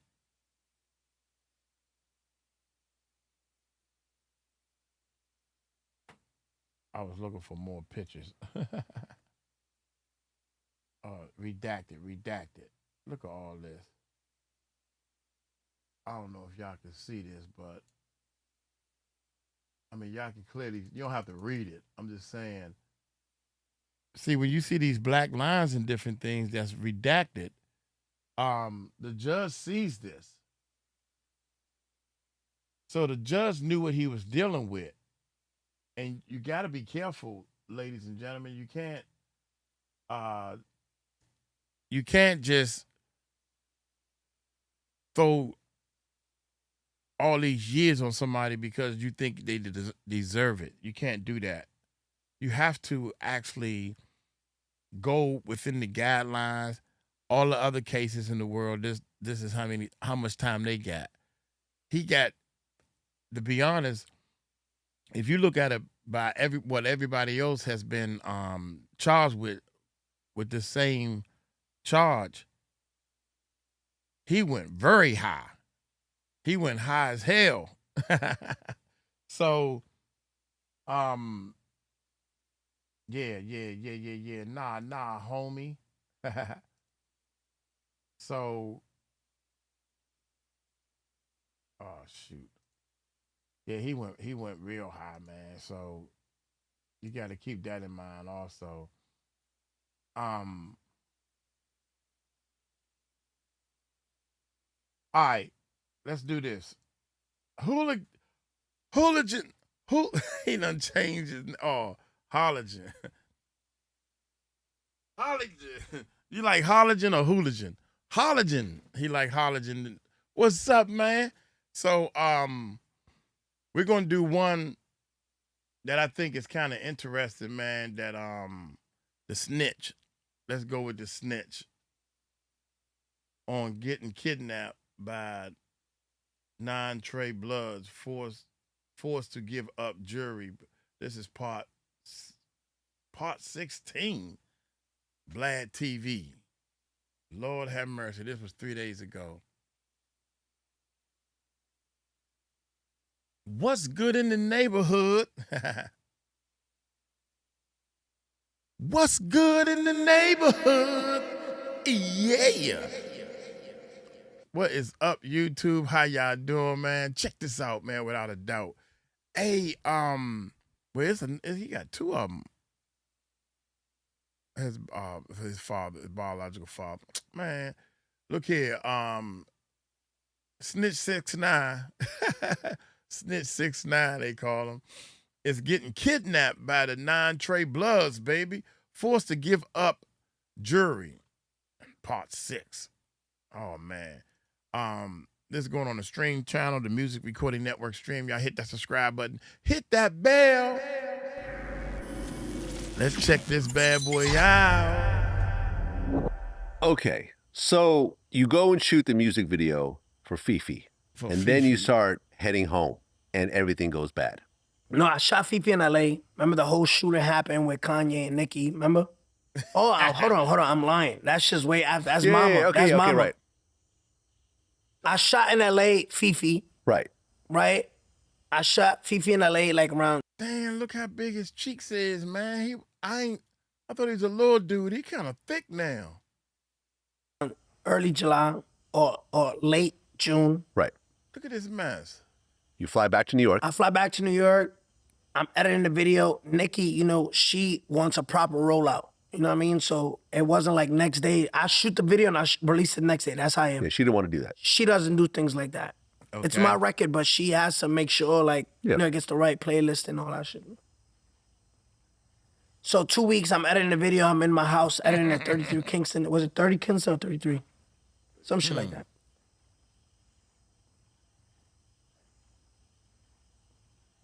At 4 a.m., I called Trife, Andrew, and I'm like, yo, I'm coming to your house. I just need to put the titles on the thing. You know, there's a couple things that need to be fixed.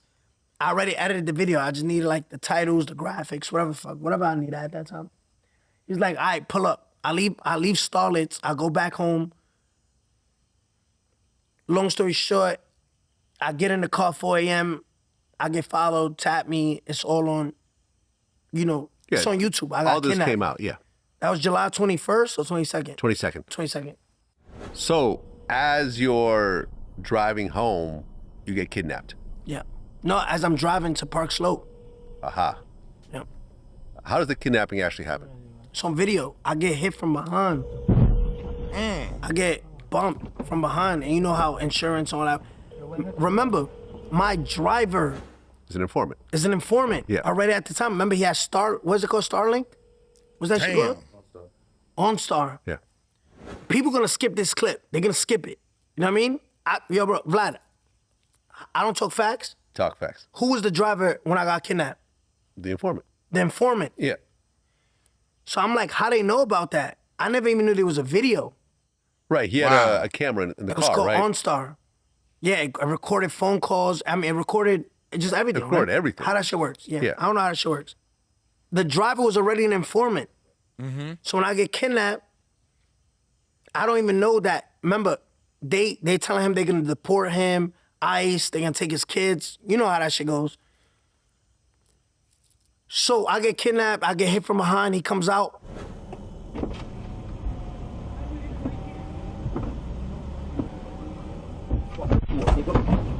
Run it, nigga. Give me everything, nigga. Get out. Get out. Get out. Get in the car. Get in the car. Get in the car. Get in the car, nigga. Whoa. Get in the car, nigga.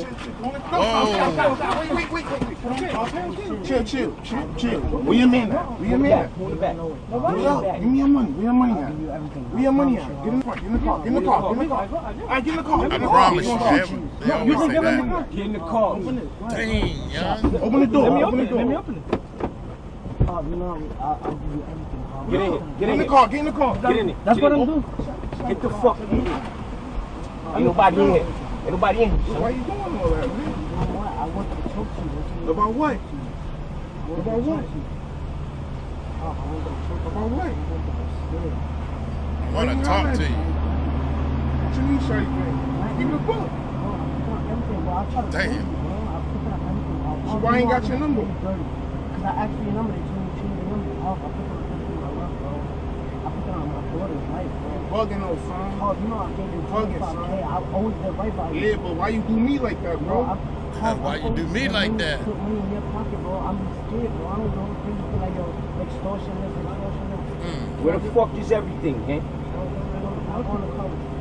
Get in the car with us, man. Bye, nigga. Bye. What's the phone? Give me the phone. Get out of here. You gonna talk to him. You gonna talk to him. You gonna talk to him. Get in the car. Dang, young. This is the type of life y'all want. The youngins. That You thug know, life. yeah, there's on video, whatever the fuck case. I spoke about it already. Mm-hmm. The feds find out, so they start yeah, I don't know how that shit happened. They just built the case and added that to the case. But mind you, who told them I got kidnapped in the first place? The informant, the driver. They gonna skip this clip. They gonna be like, yo, go to the clip where he say, you know what I mean? It's our fans. People don't like facts, bro. Okay, so you get bumped from behind. You get out of the car. I get out the car. No, before I get out the car, like, you see it on video, like, niggas, when I look to the right, I was like, oh shit, it's over.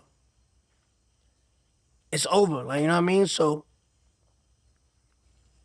I can't get over how fat he looks, man. Before I even get out the car, I'm like, Jorge got out the car, because you know how insurance work, yo, I call my insurance, you call your insurance, whole shit. Okay. But like I said, bro, I already knew it was over. I said, it's over. Like, you know what I mean? So you thought you were going to get killed? Yeah, I thought it was over, because I seen who it was. And mind you, damn, that's a whole nother conversation, but Well, who it was Harv. Yeah, as non-Trey. Who got convicted later on for this? It was already split. Like, our gang already split. You know what I mean? Well, it was like 3 different units. Why was it split at that point? It was split because niggas was like, people gonna, like I said, they're gonna skip this, they're gonna ignore it. It's facts. People said that 3 times, bro. These niggas didn't know how to share. You know what I mean? If we all lit and we all making money, remember, when I met Shotty, where was he sleeping at? Where was he sleeping at? You said on the carpet. On the carpet. Yeah.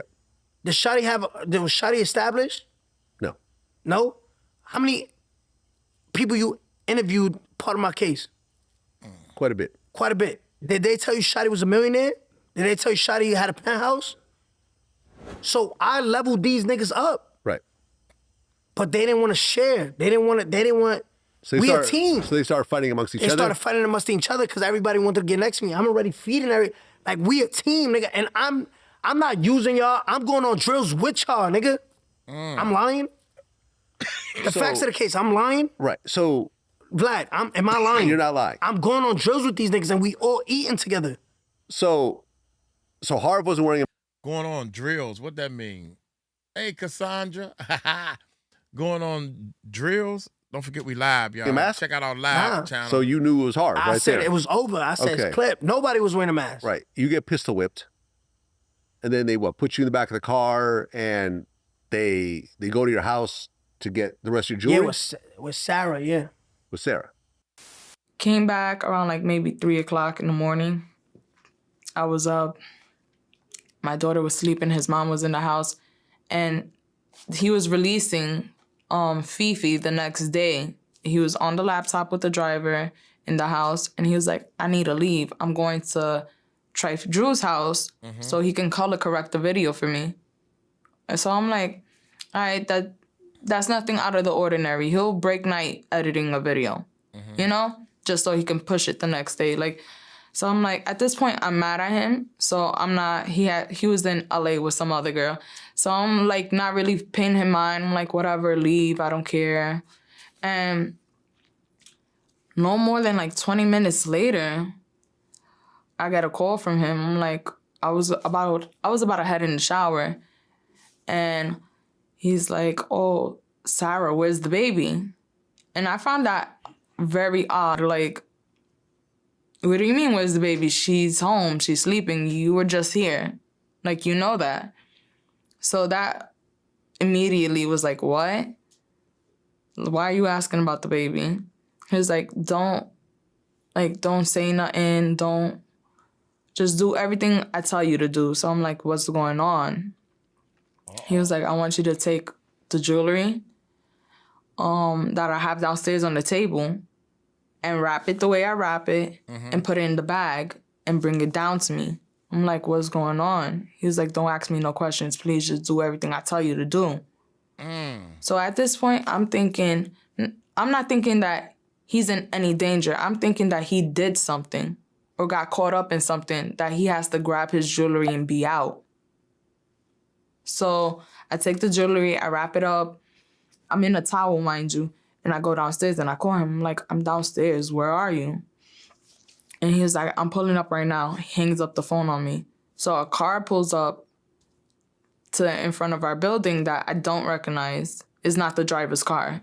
So I'm just looking. And a dude with a hoodie on comes running up the steps and is in front of me. So I'm just like looking in the car and I back up behind the door and I'm just looking at this dude like, who the fuck are you?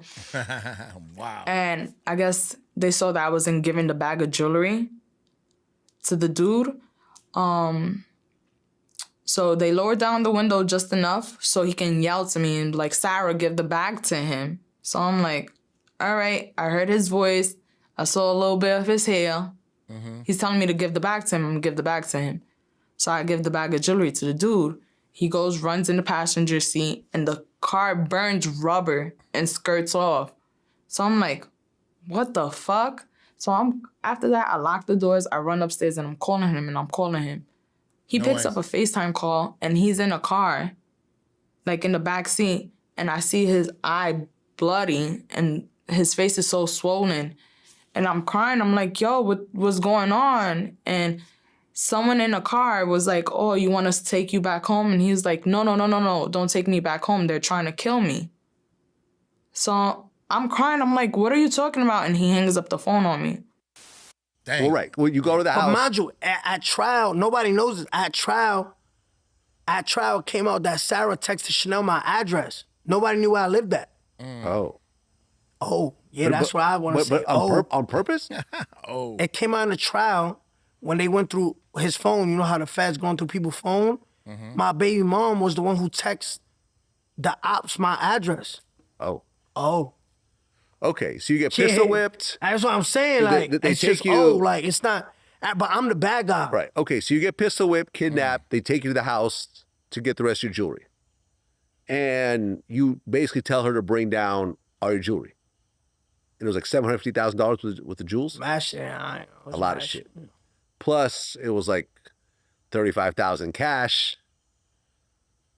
And then you actually managed to escape.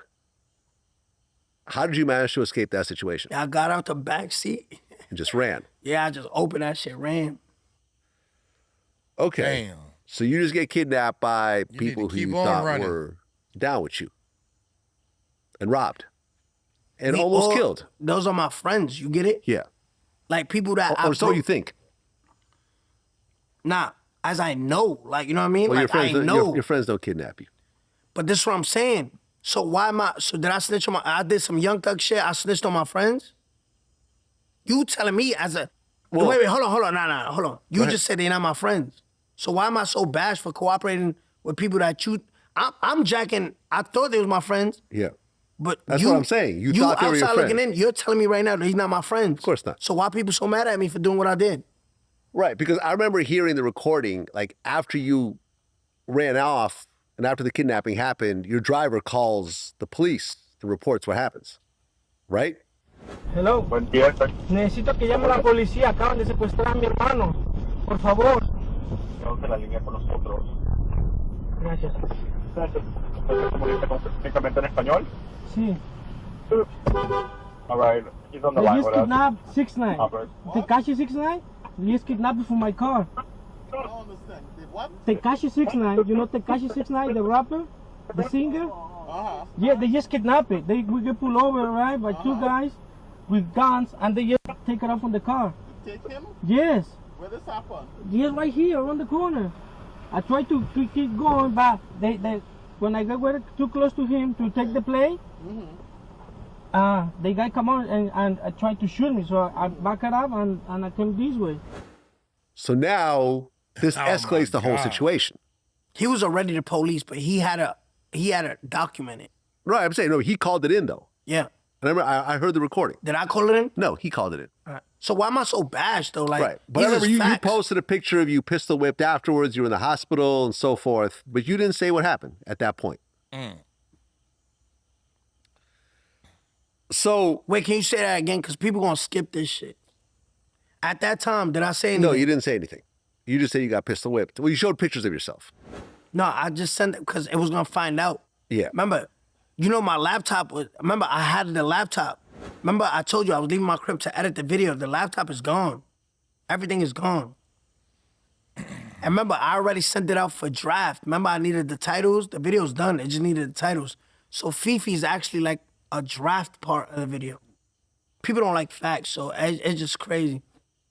I don't know, man. People just call him Snitch 6ix9ine. I never knew what exactly did he snitch about. And he's saying that these supposed to be his boys and everything. They kidnapped him and stole his jewelry and stuff. Shoot, if you're supposed to be my boy, I mean, the gloves come off at some point. You're supposed to be my boy. You take me somewhere and rob me, I think I would snitch too on something like that. I don't know. Y'all let me know what y'all think. What did he snitch about? Because his boys kidnapped him, robbed him, and then he went and called the police, or he should have handled it in the street way. I don't know. That's crazy, man. I'm thinking that, yo, you supposed to be my boy and you gonna snitch on me, dog? Nah, that ain't gonna happen. I don't know. Y'all let me know what y'all think in the comments, man. Y'all take it light, take it slow. Tell them Uncle Mike told you so. Peace out. Now that that's over with, we had to get some things done for the stream channel, man. What is up? What is up to everybody in the chat? Hey, we about to start doing the stream channel or the live channel again, the Music Recording Network Live and all that type of stuff. So, I don't know, Tahir. I want to keep going. What y'all want to do? I want to see what Gene Deal got to say. It's the Gene Deal. So, one of the things, we should have a poll or something. Expert 69. Wait a minute. Somebody said something about I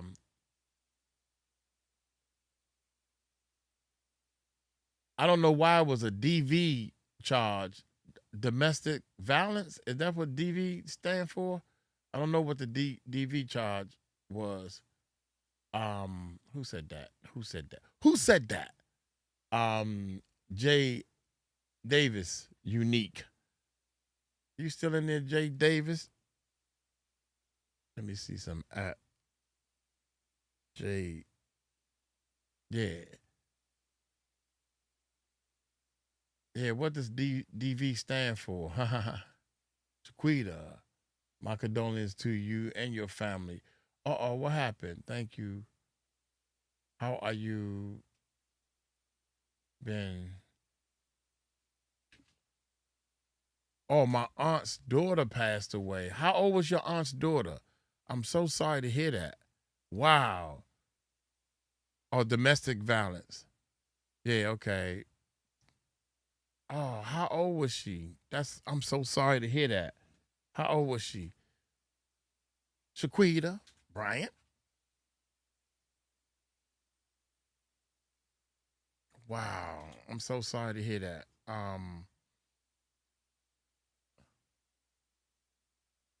Oh, a domestic violence. Yeah, because I don't think the feds get into that.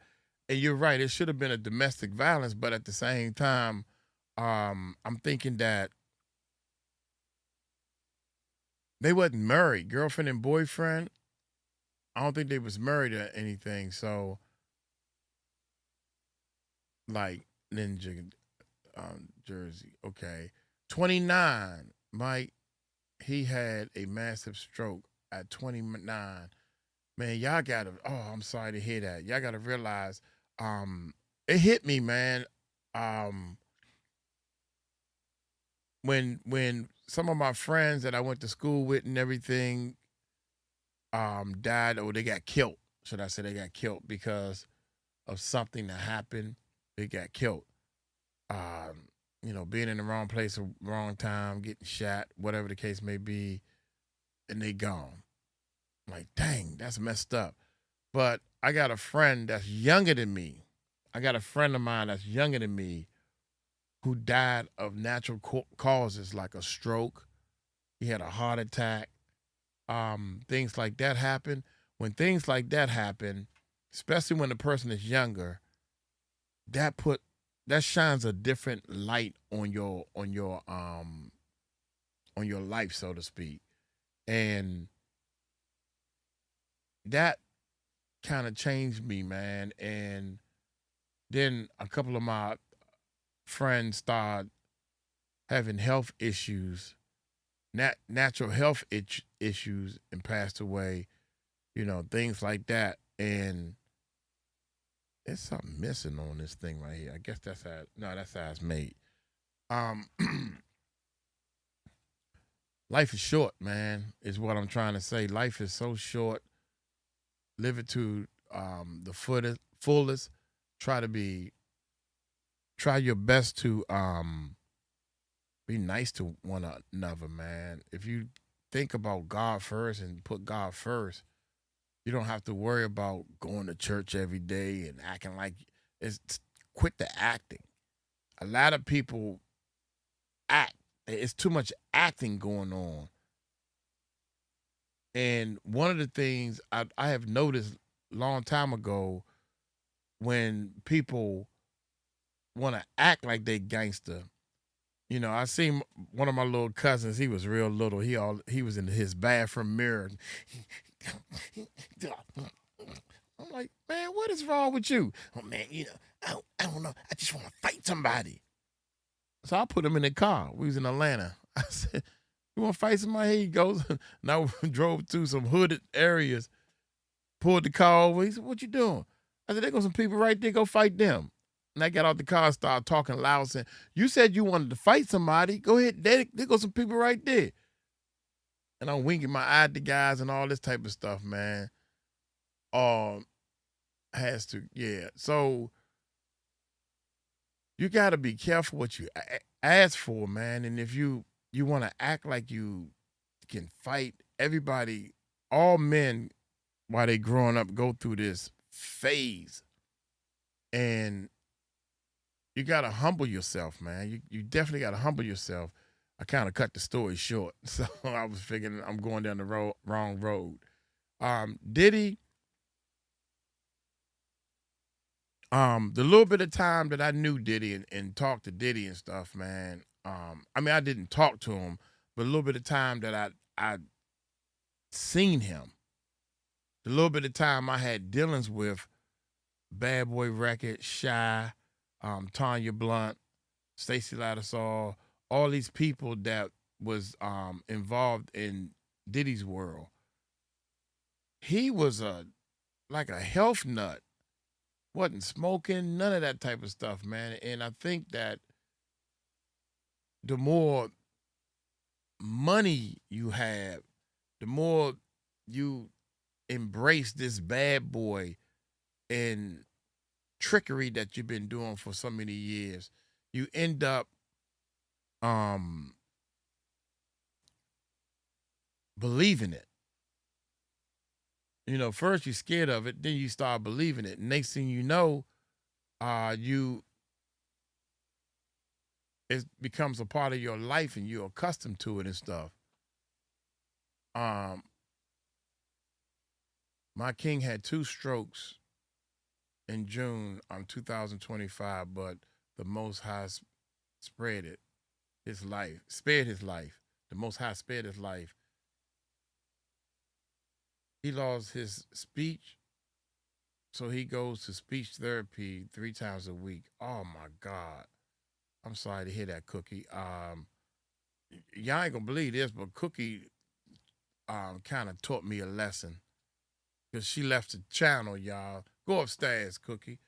She left the channel because Uncle Mike kirked out on some people who deserved it.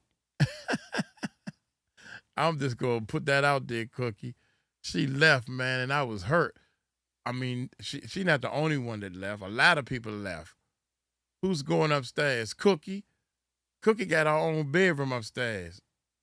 She got her own room upstairs. I don't know if there's a bed in it because I ain't been there. How's Mama Cross? Yeah, she doing all right. Yeah. That's a different Cookie? No, that's the same Cookie. Oh, unless I thought she just changed her picture. Is that Cookie? Is that a different Cookie, or is that you? Mama Cross, good. Is that you, Cookie? I know that was you. But anyway, same Cookie. See, I know. Tahir don't know what he... Tahir fired. Tahir fired, y'all. I'm going to jump on you next, Tahir. So I came on, I apologized. I wasn't expecting because a couple of people left, but Cookie came back. Yeah, Cookie prays. for a speedy recovery. Amen to that. Yeah, amen to that. Yeah, so yeah, Tahir fired. He don't even know who Cookie is. You fired, Tahir. Talking about went to Maggie channel. You were talking about her, I think. No. It was a different no, it's anyway. So long story short, I could first of all, I try to fight for what's right. But at the same time, you got to stand up for yourself also, because the people were saying some negative things about Uncle Mike that was 100% not true. Oh, my bad, y'all. The guy was saying that this is not my house, this is my mama's house. This house got 100% my name on it. Nobody else. I can see if it's like, I have seen people stretch the lie or stretch the truth and talk about like this one guy I see, I don't even talk to him no more. He talking about some, yeah, I'm having a house bill. Every time he come to work, yeah, man, I'm having my house bill. I went over there and looked, I'm having a house bill. And I'm saying to myself, damn, I wish I could have a house built. Like you buy some land. I'm thinking this guy bought some land and you got somebody to draw up the plans, and him and his wife is having a house built the way they want the house built. Yeah, I had to go over there and make sure they building it right, man. You know I'm having a house built. He kept saying that over and over again. Come find out this guy is buying a townhouse. And the townhouse, I said, man, they gonna build them townhouses with or without you. What are you talking about? I thought you said you having a house built. Well, I am. They building it now. I said, nah, dude, nah. If that's the case, when I got my townhouse, I'm having a house built. Nah, I'm buying a house. It just so happened they still in building it. So people like to stretch the truth too much, man. And I can understand that, like all this equipment that y'all see, Well, you can't see the equipment because you see a bunch of junk. You see too much junk. I paid this, so this is trash.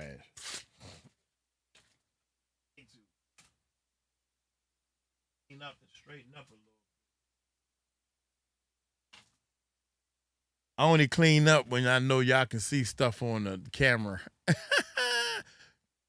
Christine, what's happening? Yeah, I only clean up when I know y'all can see stuff on the camera and everything. To hear, I'm gonna have to do this gene or something, man. I don't know what to.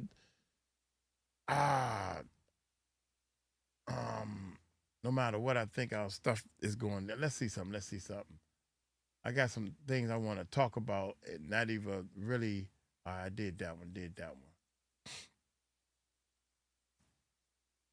Oh, I know what we can do. This is one I wanted to do.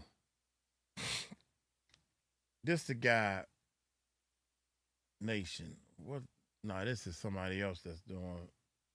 That's a Diddy. Let me go back to the top real quick. In fact, we should play a song. It's time to make a change. Did y'all ever hear the song that I did for Mina? I haven't heard it in so long. I was supposed to be shooting a video to that. Oh, man, about going to the Philippines. Oh, Butch's. Oh, man. Let me see something. Oh, yeah, I can talk now. That's perfect timing. What up, man? I can talk now. I'm live on YouTube.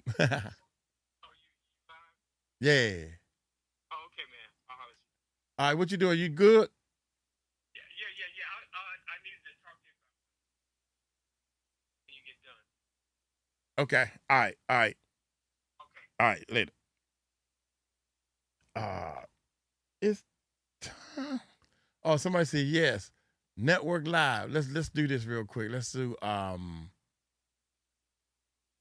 Love to a Hater. Oh, I ain't played this in a long time. Wait a minute. I forgot all about that. Love on the Other Side. Let me see. I don't even remember how the song go, man. That's terrible.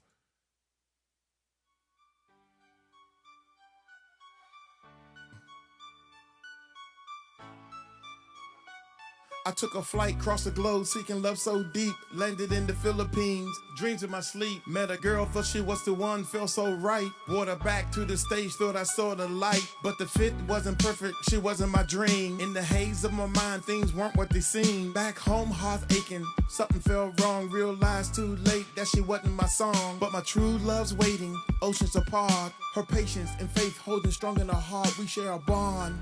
Through messages and calls, every word, every look breaking down my wall. So I plan my return, tickets in hand to bring her home to this promised land. They say you made this mistake once, now you're at it again.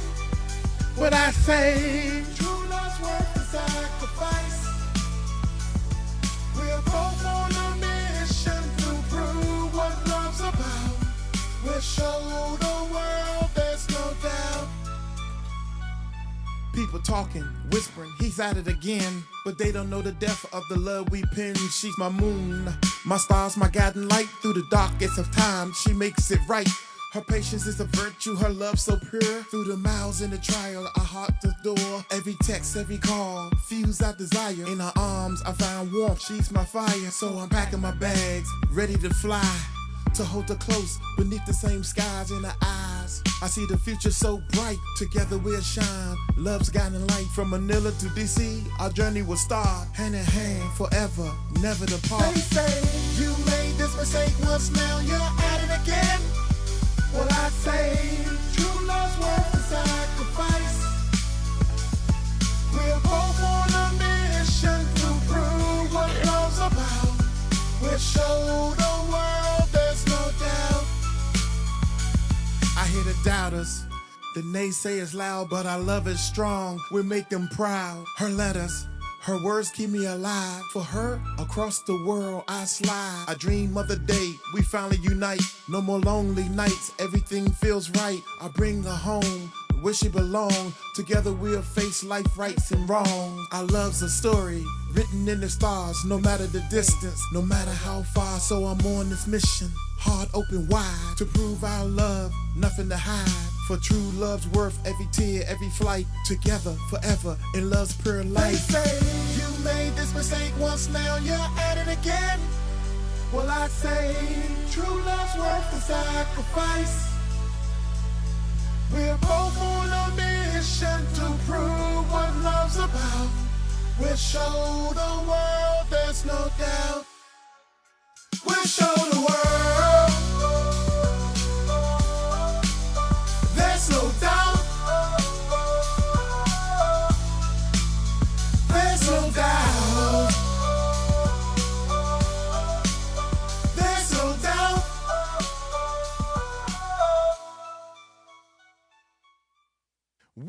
We'll show the world. Wishing you much happiness. Awesome, man. Appreciate it. Appreciate it. Appreciate it. Appreciate it. I think we're going to do this one right here for the younger generation right here. This is 14 more minutes. You know what?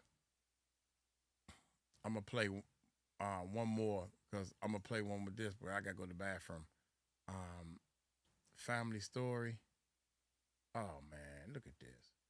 Somebody come look at this. Rising Up. What is this? I don't even know what.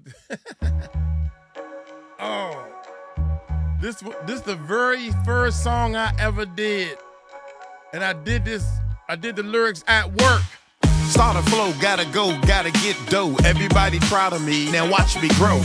From garage mixtape demo jams, hustling every day, had no advance. Studio sessions, late night stressing, dreams on my mind, ain't no time for resting. Underground story, write it in my chapter. Making tracks hot now, I'm the master. Pennies in my pocket and the visions in my sight. Late night grind turns dark to night. I never pitch, nobody would listen. Now they begging for a spat, but I'm on a mission. Audition after audition, doors in my face, reality check, but I still embrace faith in the mic, beats in my veins, riding on the rhythm. Pennies in my pocket and the visions in my sight. Late night grind turns dark to night. I never pitch, nobody would listen. Now they begging for a spat, but I'm on a mission.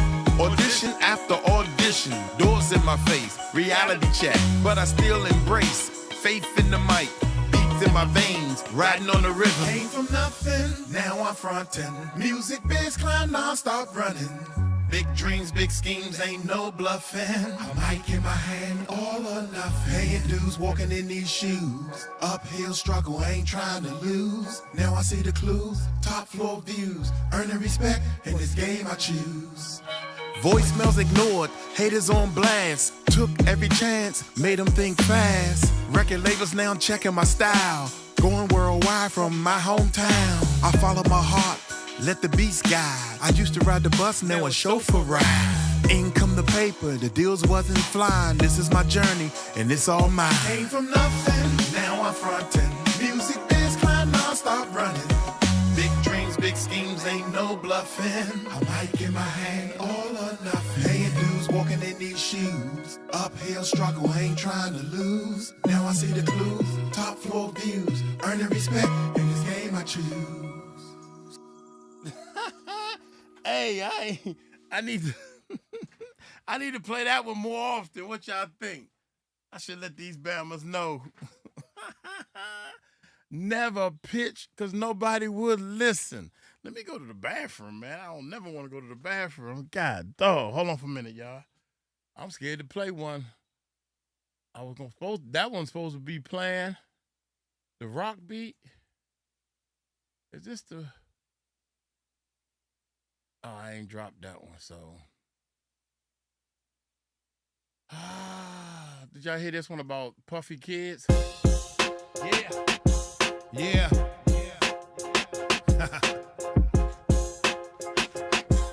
I thought I'd just send this one out to Diddy's kids. It's Uncle Mike, yeah.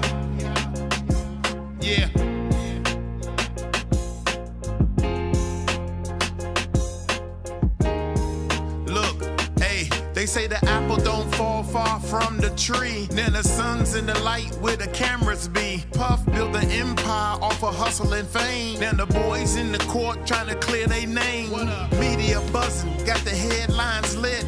Talking about charges, but the facts don't fit. A legacy's great, ain't easy to bend. When your father's a mogul, they all stop and stare. Now he's standing in the courtroom, pressure so wild. With the world on his shoulder, legacy on trial. He ain't asked for the fame or the flashing lens. Just trying to live life, not make amends. Now he's standing in the courtroom, pressure so wild. With the world on his shoulder, legacy on trial. He ain't asked for the fame or the flashing lens. Just trying to live life, not make amends. They see Diddy in his eyes, so the judgment's fast. But the son ain't the sin of his father's past. Every move they make, they dissect with spite.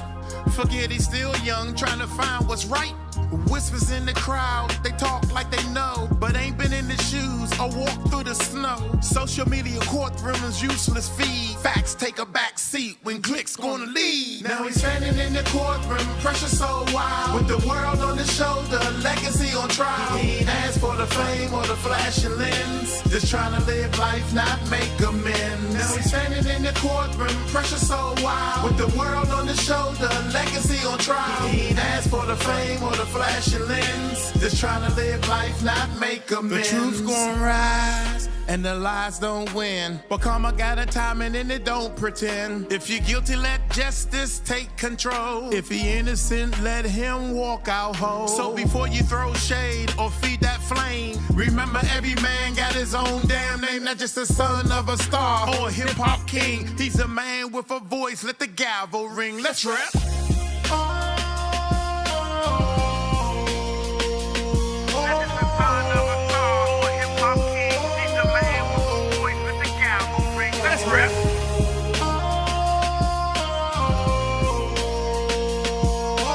Son of a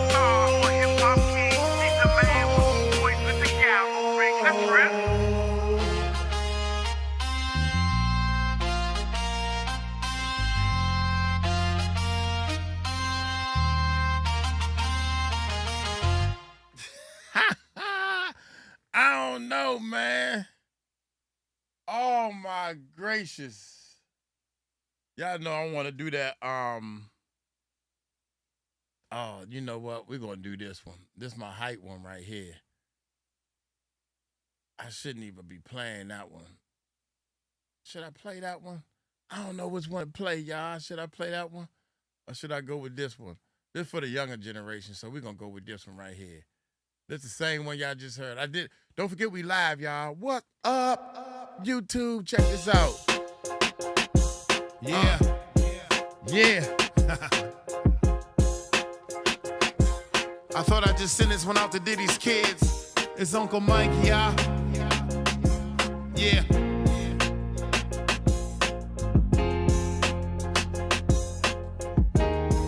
Look, hey, they say the apple don't fall far from the tree. Then the sun's in the light where the cameras be. Puff built an empire off of hustle and fame. Then the boys in the court trying to clear their name. Media buzzing, got the headlines lit. Talking about charges, but the facts don't fit. A legacy's great, ain't easy to bend. When your father's a mogul, they all stop and stare. Now he's standing in the courtroom, pressure so wild. With the world on his shoulder, legacy on trial. He ain't asked for the fame or the flashing lens. Just trying to live life, not make amends. Now he's standing in the courtroom, pressure so wild. With the world on his shoulder, legacy on trial. He ain't asked for the fame or the flashing lens. Just trying to live life, not make amends. They see Diddy in his eyes, so the judgment's fast. But the son ain't the sin of his father's past. Every move they make, they dissect with spite. Forget he's still young, trying to find what's right. Whispers in the crowd, they talk like they know, but ain't been in the shoes or walked through the snow. Social media courtroom is useless feed. Facts take a back seat when clicks gonna lead. Now he's standing in the courtroom, pressure so wild. With the world on his shoulder, legacy on trial. He ain't asked for the fame or the flashing lens. Just trying to live life, not make amends. Now he's standing in the courtroom, pressure so wild. With the world on his shoulder, legacy on trial. He ain't asked for the fame or the flashing lens. Just trying to live life, not make amends. The truth's gonna rise and the lies don't win. But karma got a timing and it don't pretend. If you're guilty, let justice take control. If he innocent, let him walk out whole. So before you throw shade or feed that flame, remember every man got his own damn name. Not just the son of a star or a hip-hop king. He's a man with a voice, let the gavel ring. Let's rap.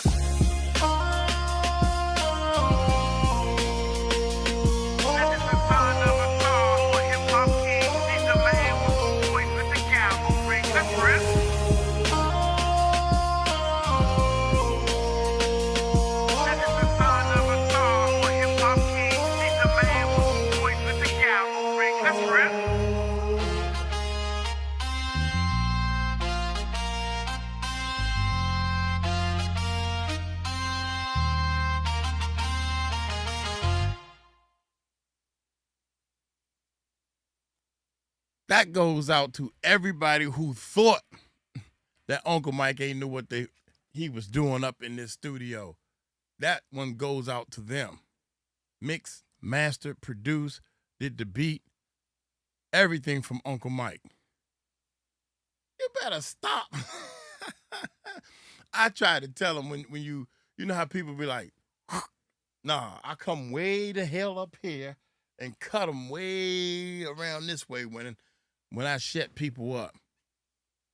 When I shut, yeah, that joint is tight.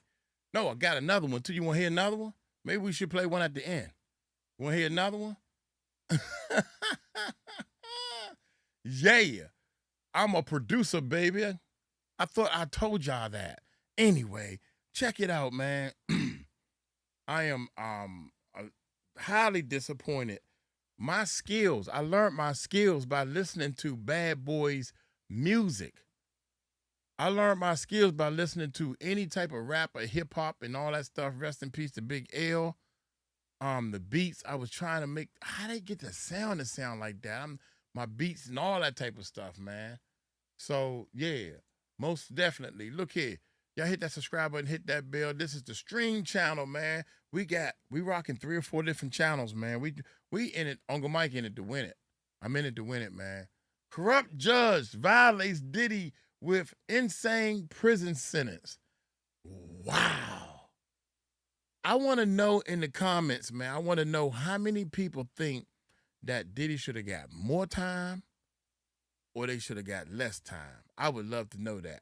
Because my man right here, and I love doing his 𝗵𝗡𝗄𝗡𝗏.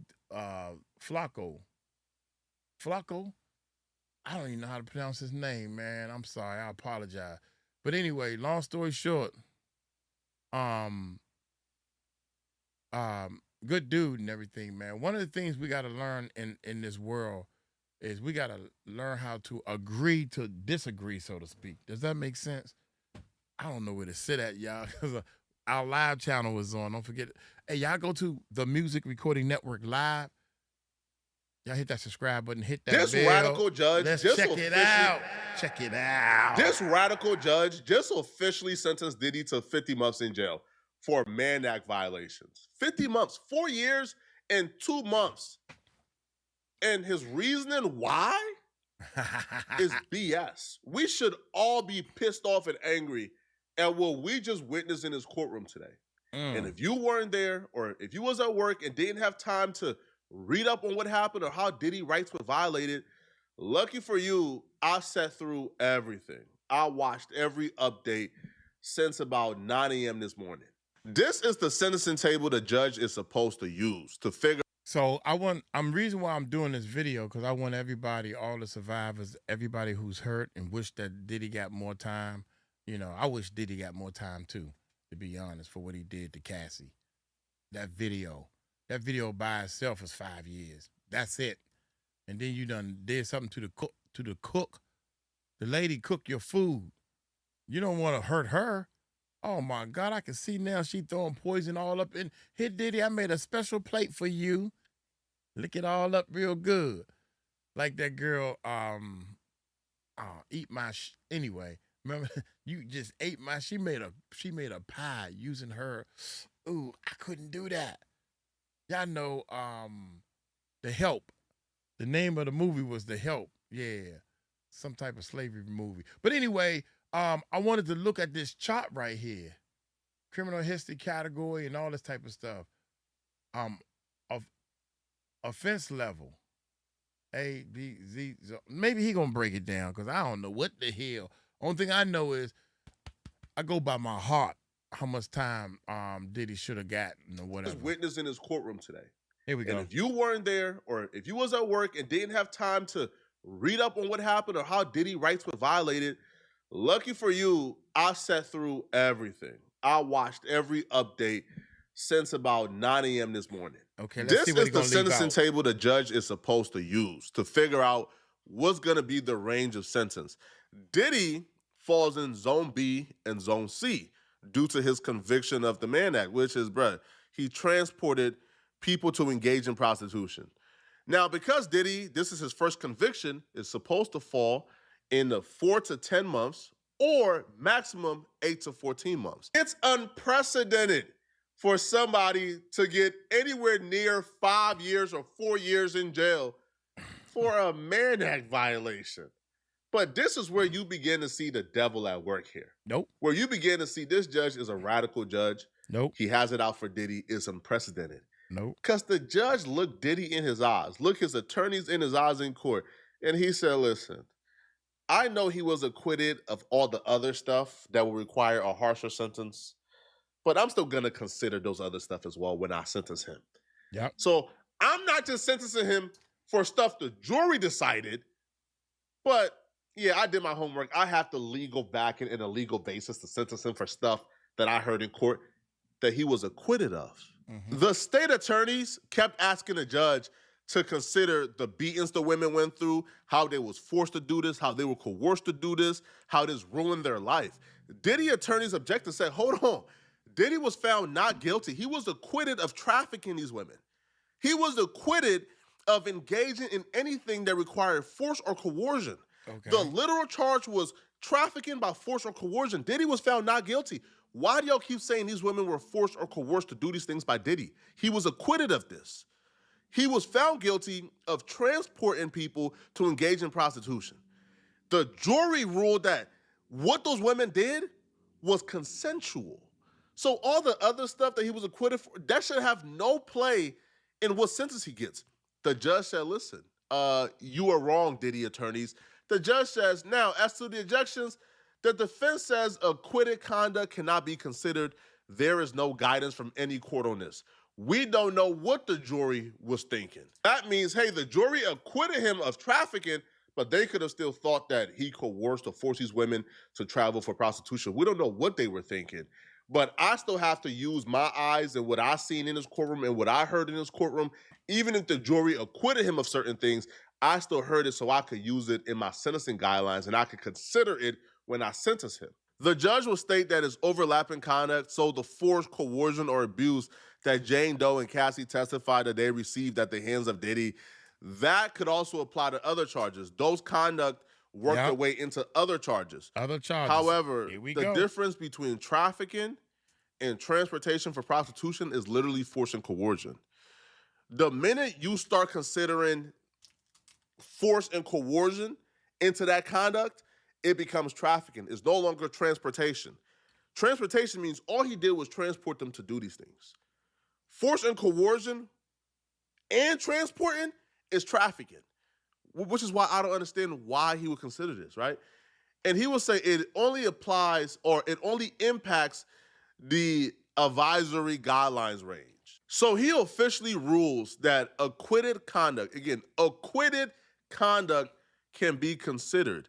See U.S. versus Vaughn, Second Circuit, and other cases, even matters that cannot be considered for the guidelines can be considered under 3553A. This is nasty work. The judge essentially said, man, the jury don't matter. They're dumb. I'm king. If I sat in that courtroom and I heard you were accused of arson, bribery, RICO, trafficking, beating up women, forced coercion, and you was acquitted, the jury don't believe you did those things. If I heard it and I was convinced, well, I can still use that in my sentencing guidelines because... Yeah, that's what happened, but he talking about abuse. Somebody in my chat room, we live, y'all, has said that domestic violence. He wasn't charged for that. He didn't come to court for that. But the judge seen abuse, abusiveness. That don't have anything to do with the charges that he had. I understand what you're saying or what you're trying to say. But at the same time, what about Diddy not misbehaving while he in jail? He was using other people to make phone calls and stuff like that. What about all the stuff that's redacted out that we don't see, that was thrown out, that he didn't even get tried for? These are the things that the judge looked at. And still on the side of the fence for the survivors, people who wanted him to go to jail for 11 years. Everybody's hurt, man, in this situation. Everybody's hurt. I'm hurt too, bro. I wanted 6 years or more. I wanted 6 years or more, but y'all got to realize also he got 5 years of probation. I mean, even though you'll be out, that got to stand for something. Because I thought that you forced and coerced them, and that's overlapping conduct, and that can also overlap into the into the transportation charge, even though you were found not guilty of trafficking. That's crazy work. And the other thing he said, when he says, even things that you were acquitted of that can't be considered for the guideline, I can still consider it. And here's why that's important.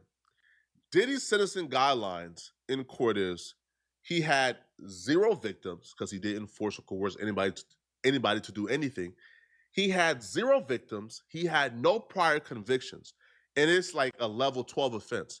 So the guidelines for that is, well, like probation, 12 to 18 months, like max. But the judge is saying, no. I sat in this courtroom and I heard testimony. Even though he was acquitted, I still believe he had more than 0 victims. I think he had 10 victims. The reason why how many victims the judge think Diddy had is important is because there's enhancements. So if the sentencing guideline is, hey, it's an offense level 12 and it's guideline 1 because he has no prior criminal history, 12 to 18 months, the judge can say, no, I think he has 10 victims, and enhancements apply. So Section 3's enhancement is for defendants aggravating role, vulnerable victims, and obstruction of justice that applies. So if the judge believes Diddy has 10 victims, well, that increased the offense level. Now those enhancements can take this to an offense level 27, which it did. Diddy argued, hey, judge, I have no victims. And if you're wondering, bruh, like he got convicted of transporting Cassie and Jane Doe for rendezvous. What you mean he has no victims? Flacco, how's that possible? That's possible because, again, the precedent for the Mann Act is these were consensual adults. Everything was consensual. They was down for it, and all he did was use his money to transport them. He didn't force them to do so. And that's why you're about to see why the setup is crazy and why Diddy got done wrong. The judge ruled, no, Diddy, you actually have 10 victims. Cassie, Jane Doe, and 8 men that were hired as prostitutes. Whoa. Now, this is crazy. This is insane. That's insane. Whoa. That's crazy. Those 8 men were never listed as victims during the trial. So why are you now saying they were victims? Diddy was never convicted of trafficking or transporting those 10 men or those 8 men. Diddy was convicted of transporting Jane Doe and Cassie. The charge literally said Jane Doe and Cassie next to it, not those 8 other men. They were never listed as victims. But the judge is saying, whatever I hear in this courtroom, they are victims. If I think they're victims, if they came and testified and they had nothing to do with this case, but I think he victimized them, well, I could use that in my sentencing guideline. And that's what the judge did. He went straight radical on Diddy. Diddy obviously objected to Cassie, Jane Doe, and the 8 men being considered victims. So the judge writes, Mr. Combs objects to categorizing Ms. Ventura and Jane as victims. That is overruled. He overruled that. Mr. Combs objects to the escorts being characterized as victims. That is also overruled. They were transported for the purpose of engaging in commercial. Again, not Jane Doe and Cassie. Jane Doe and Cassie was not transported to engage in commercial sex. The escorts were, the 8. Those 8 were not listed as victims during the trial. Diddy was not convicted of transporting those escorts at all. But the judge is still saying, because I heard it in court, I can still consider that in my sentencing guideline. Now, for Jane Doe and Cassie, because they weren't transported for commercial sex, the judge will say that based on the testimony, he believes that Diddy coerced and forced them to do it, hence they are victim. As to coercion, when something is voluntarily, it is uncompelled. That is from Black Law's dictionary. It's a broad concept. The threats to release videos into Jane's home, that's coercion. But he was found not guilty of doing that. He was found not guilty of coercing either of these people. So even if you want to consider Cassie a victim, all right, cool, bro. Like, you seen the video, you can't get out your head, cool. But Jane's a victim? Even the most radical people who's been covering this case, who's anti-Diddy, don't consider Jane a victim. But the judge is saying that because Diddy told Jane he's not going to pay her rent anymore because she ain't on no freak stuff no more, that's coercion. Diddy and Jane was in like a relationship or a situationship. She thought Diddy was her boyfriend. Diddy was paying her rent because she was being overly freaked out for him. Damn. And she was being what he would consider a good girl. The minute she stopped trying to be overly freaked out and start causing issues, he said, bro, I'm not going to pay her. Bro, it's $10K a month. Like, why am I going to give you $10K a month when you giving me headaches and issues now? Feel me? And you're not trying to be on time no more. That's coercion, bro. That's a legal precedent that F's over all men. All men get effed over by that, bro. Because imagine this, okay? You with your girl, okay? Okay. Like, your love language is physical touch, okay? The cooking and cleaning is cool, but your love language is physical touch. You paying your girl's rent because you a player. You don't even live there. You just paying it because you over there sometimes. She stops having sex with you for a year. You done said, huh? What? Man, listen, bruh. If you gonna neglect me like that, bruh, I'm done with this situation, bruh. And I'm not gonna pay like your rent and bills no more, bruh. If you not gonna do your girlfriend duties, I'm done with this. she can now take you to court and get you charged with coercion, with sexual abuse through coercion, because she has sex with you because you told her if she don't have sex with you and she keeps neglecting you, you're going to stop paying her bills and move on to another girl. This is crazy. And that sketchy logic is what he used to raise the offense level to 27 to ensure that Diddy spends the next 4 years in prison. Now, the guidelines for level 27 is apparently 70 to 87 months. But I guess he had mercy on Diddy and gave him 50 instead. While giving Diddy the 50 months, the judge even says he's only giving Diddy the 50 months to deter other people from doing this. Is that common practice? Maybe it is. I've never been sentenced, so I don't know. I've never served a day in prison. I wouldn't know. I just think it's wrong. Now, people are reacting to Diddy being sentenced, so let's just take a look at what some people have to say about this, man. Okay. So Tariq Nasheed wrote, there are technically no victims in this Diddy case. Cassie is not the victim here because there was no domestic violence charges in this conviction. White supremacy is in desperate need for a win, so they have to go all out with the systematic non-justice with this case.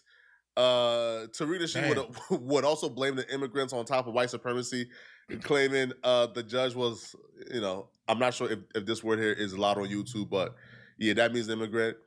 So David Turner says, why did this YouTuber reporting on Diddy case refer to his supporters as the Diddy-ots? She said the courthouse got shut down because the Diddy-ots were outside acting up again. Apparently not everybody thinks Diddy is innocent or got off light. One person says, wow, how the justice system works. People get 5+ years for the smallest charges, but Diddy gets 4 after everything he did. Make it make sense. I do think some believe that Diddy got convicted of everything, but no. Diddy got convicted of the Mann Act, transportation. So, imagine talking to a girl, she says, hey, I want this much to come over. You said, okay, cool. And then you buy her an Uber to come over. Well, you transport it. That's the Mann Act. Do you believe you should get 4 years for that? Probably not, right? Somebody says, Diddy, well, hey, a lot of people think that Diddy should have gotten more. Somebody says, Diddy only gets 50 months in prison? What a joke. Somebody said, well, damn. Well, let's... Kyra says, how the F do you sit down and watch this video and only give Diddy 4 years? Diddy was not convicted of this. That's like domestic violence. Again, I'm not excusing that. I think that's wrong. I condemn and disavow any man who put his hands on any woman. Right. Diddy is not a good person. He's not a good person at all. He's a pretty terrible human being. So if you think that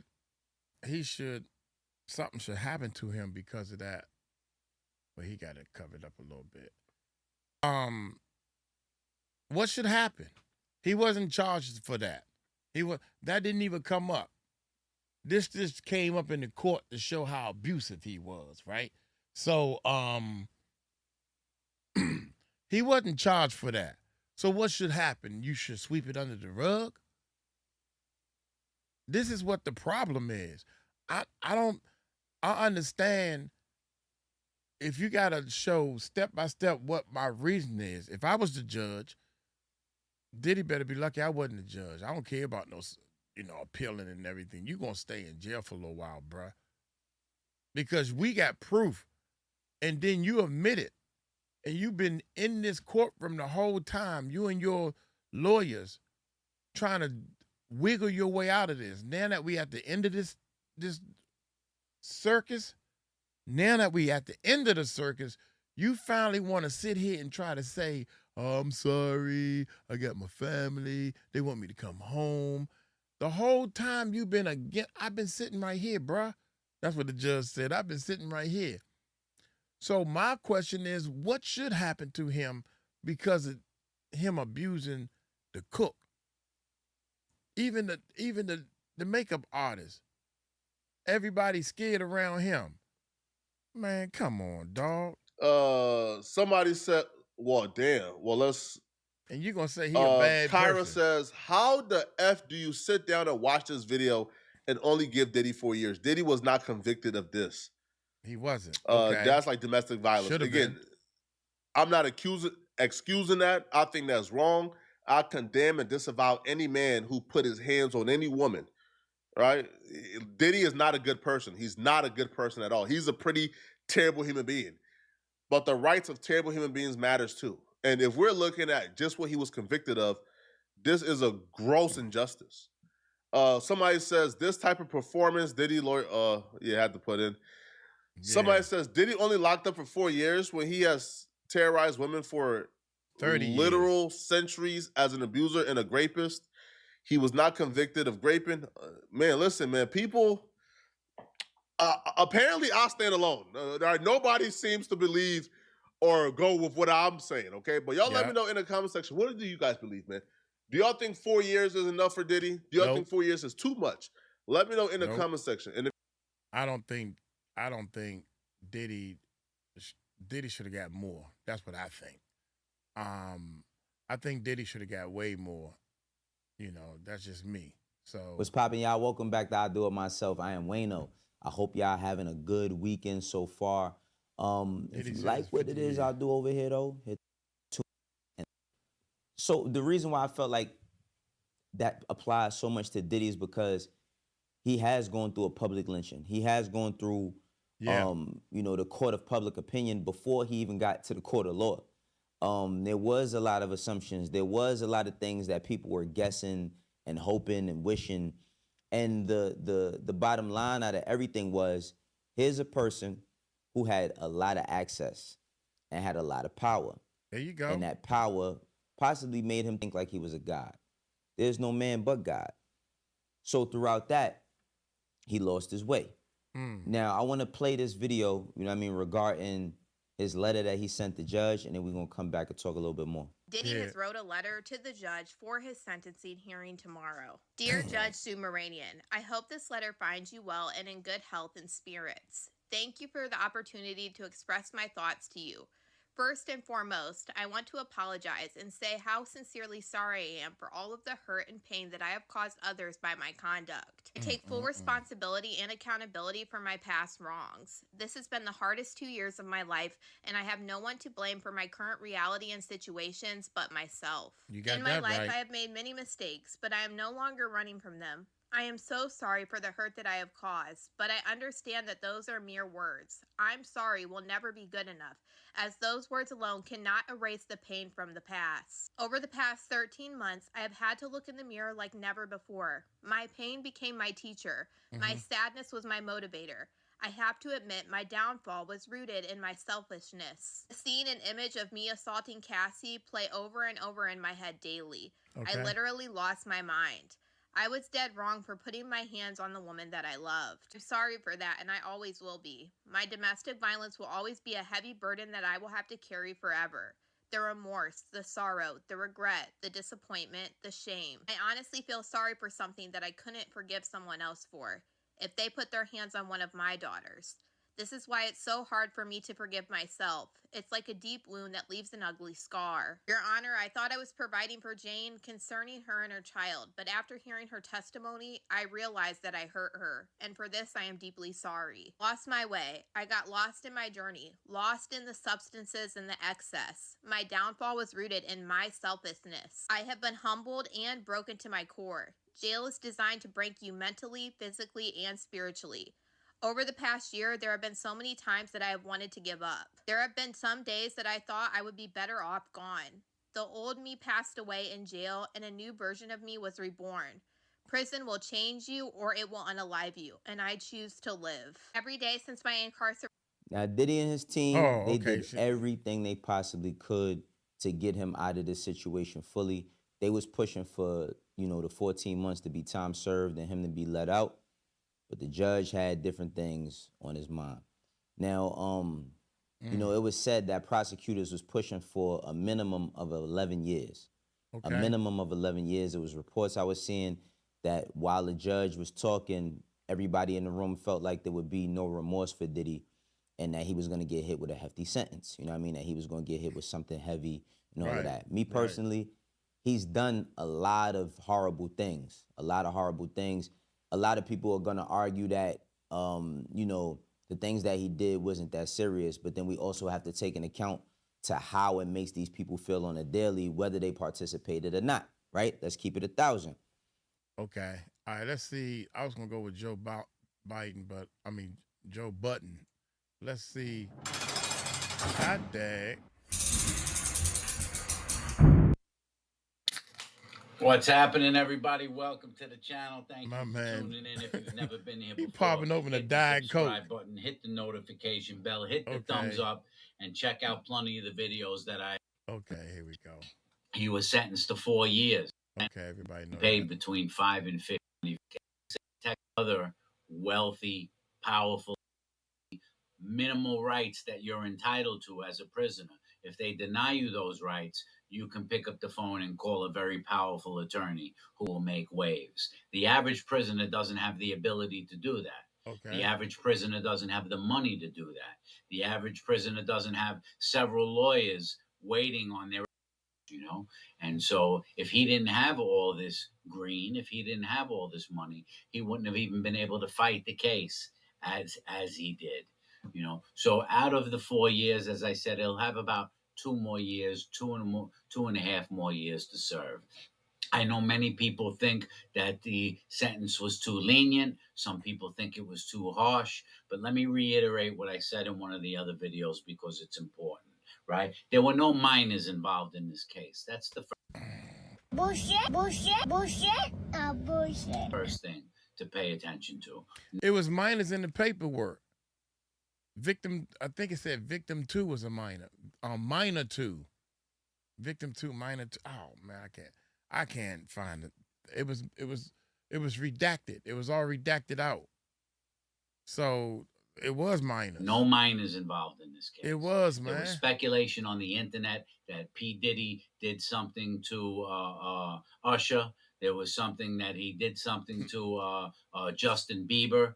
But both Usher and Justin Bieber have never, ever said that P. Diddy did anything to them. That's right? fact. That was internet speculation.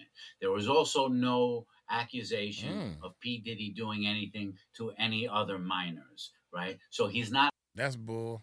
That's bull. It's in the paperwork, man. That's documented. Not a pedophile, okay? It's As some documented. people in the comments. And What about the girl that was in the D&G shirt that was sitting on his lap? She has a case out, and she's saying that she said she was 16 or 17 at the time. She was underage. But in New York, if they was in New York, the statute is 16. See, we thinking 18 or older, but it's 16 in New York. Allegedly. I don't know. Even back then, I don't know. But I know one thing. I think the girl was too young. Some people who are trolling say he's not a pedophile.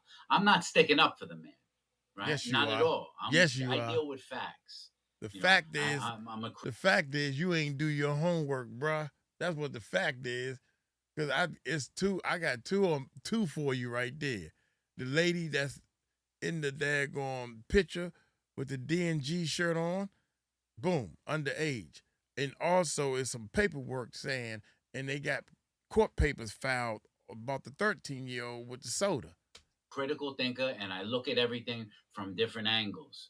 And I look at what's fact and what's opinion, right? And then I take those facts and examine them and then make a decision to talk about that because he wasn't charged with it, right? But they had a video so they could prove it was true. Doesn't mean I'm saying he's a good guy. I think he was a bad guy for what he did, though. I think that... You trying to convince yourself, bruh. You did. Good job, though. Good job, though. Anyway, P. Diddy books Miami gig. This is funny right here. Wait a minute. I told you that this was an unpredictable day. This is I funny. didn't know this, what I'm about to read to you.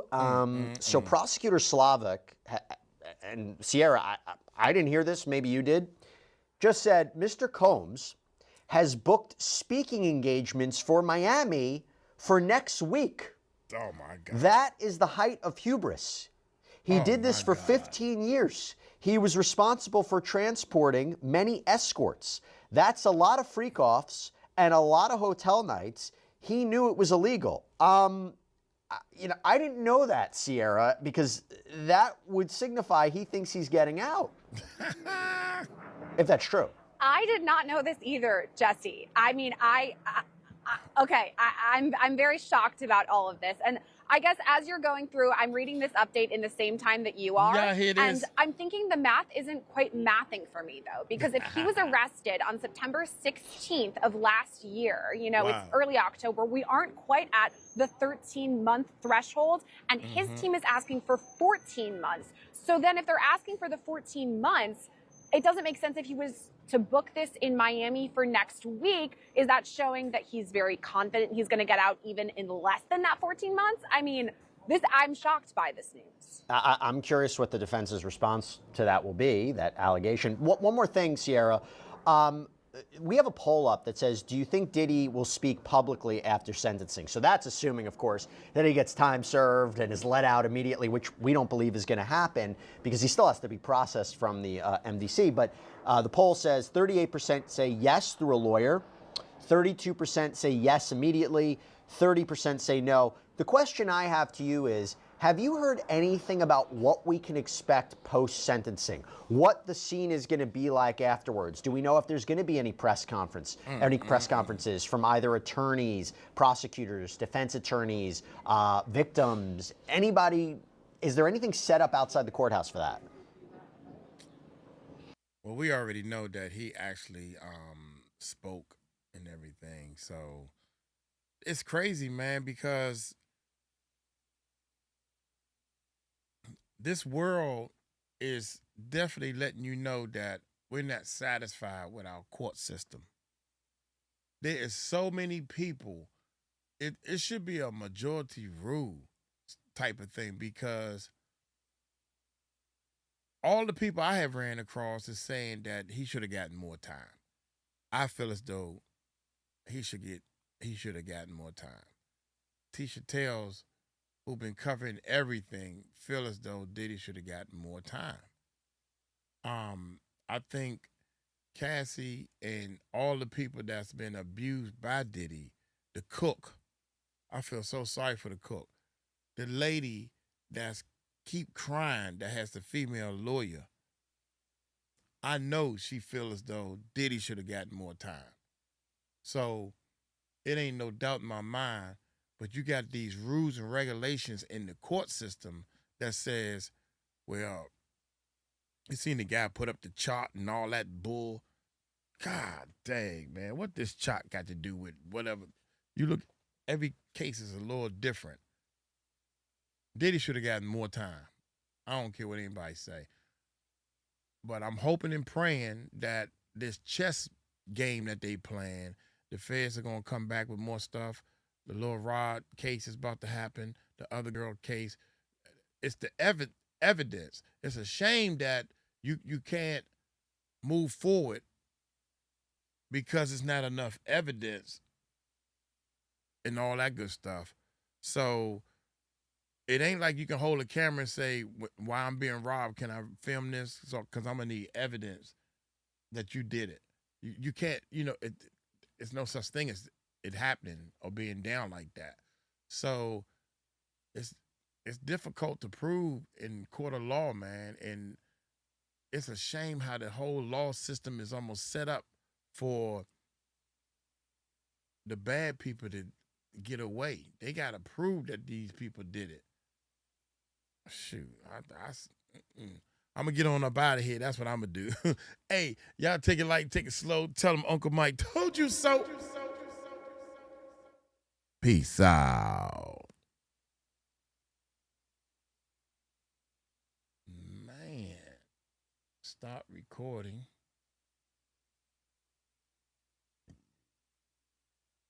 Oh, man, I done went through 3 different. What's poppin', y'all? Welcome. This radical judge.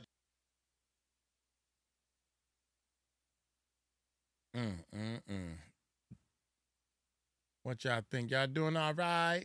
Shout out, hit that thumbs up as y'all come in, baby. Hit that thumbs up so we can, we're a baby channel over here. We're learning how to grow. We are a baby channel over here. Just having fun doing my work. 1, 2, 3, 4. God dang. Let's see. Should we keep going? I wanted to What's poppin', y'all? Welcome. I told you that this was an unpredictable day. Diddy books Miami gig before he walks free. That was a day ago. All right, 21 hours ago. So this stomach turns. Let's do this one right here. Let's see something.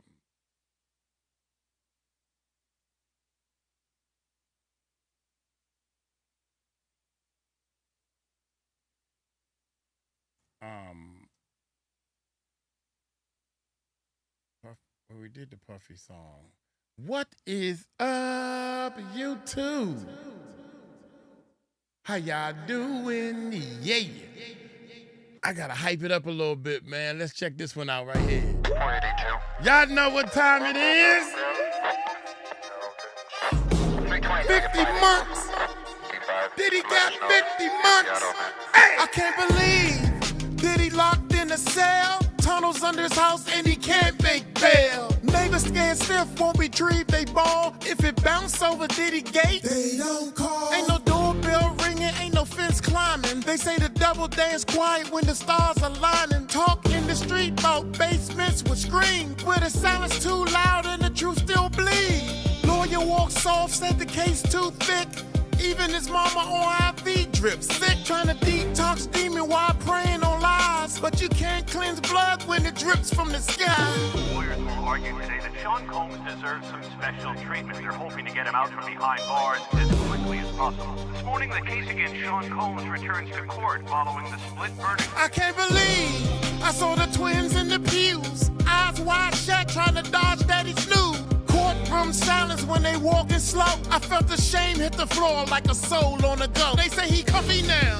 Sheets folded neat, other inmates doing favors just to eat. He's still moving like a mobile with a plan. But God don't blink, the karma hits like a fan. Cases dropping daily, names ain't redacted. One brave soul said, nah, I ain't masking. I'm not anonymous, I'm proud with the pen. Said you're gonna remember this truth again and again. We are just getting started. We're going to win, and we're not going to stop until he walks out of prison, a free man to his family. The defense argues there are exceptional circumstances. I can't believe Diddy was found not guilty, but the vibe in the room still felt filthy. Face to face, I ain't flinch or shake. I told him what you did to that girl was a damn disgrace. I can't believe Diddy was found not guilty, but the vibe in the room still felt filthy. Face to face, I ain't flinch or shake. I told him what you did to that girl was a damn disgrace. I can't believe. Just in case we had to hype things up a little teeny weeny bit. I can't believe. Oh my God, 50 months. God dang, Diddy, you best to be lucky, baby. 50 months. You already served 1 year. I think with the good behavior and all this other bull that they got all in this stupid system of ours, he probably do 2 more years. Within the 2 years, these feds need to come up with something. I don't know why this stuff got to work like this. But anyway, no matter what, people, just like Uncle Mike said from the beginning, Diddy is still in jail.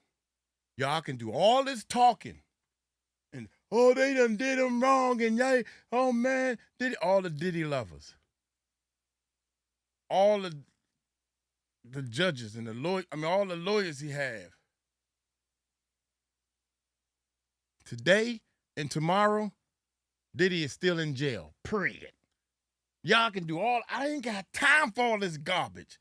I don't have time for all the, what they gonna do this, they gonna do, he gonna walk out this door, all the bullshit.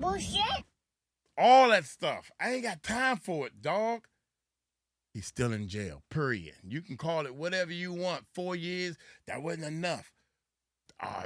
4 years and 2 months, or he gonna get time served, or he done, all you gotta do is just do this, and then he just keep his, nah.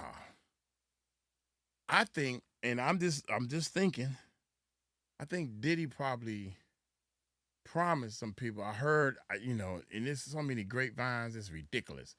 I heard that Diddy got into some problems or situations with other inmates while he was in jail. And make up your mind, your lawyers are saying he's not safe there. He was threatened. But then you turn around and say, oh, well, Diddy is getting all these gang members to come together and unite and making the jails more safer. Make up your mind. Either he is in trouble, in fear for his life, or he got these people getting together. Make up your mind. Go ahead, I'll wait. So, we're going to do this one right here, man. Let's bring in now. Stomach's turning, legal analyst on Diddy's horrific violence in prison sentence. Make up your mind. Is he in trouble while he in prison? Is he in trouble while he in prison? Make up your mind. Or is he doing all right in prison? Which one is it? I don't know. Let's find out. Hit that subscribe button. Hit that bell. Let's check it out. Let's bring in now attorney Kelly Hyman, who's been on the top of this story on her podcast, and Fox News contributor Greg Jarrett. Greg, I'm going to ask you to start really quickly. What do you make of this sentence, 4 years? He should consider himself fortunate. Probation department said 6 to 7 years. Prosecutors wanted 11. 20 was the max. He does 4 less the 13 months he's already served. But I think this punishment really came down to the hideous violence that all of us saw, including the judge on that videotape, the brutal beating of his girlfriend that was really stomach-turning. And, he had to consider also the victim sent a letter to the judge calling Combs cruel, power-hungry, manipulative. And the defense tried to dismiss all of that at trial, saying, oh, we accept that he did that. Let's move on.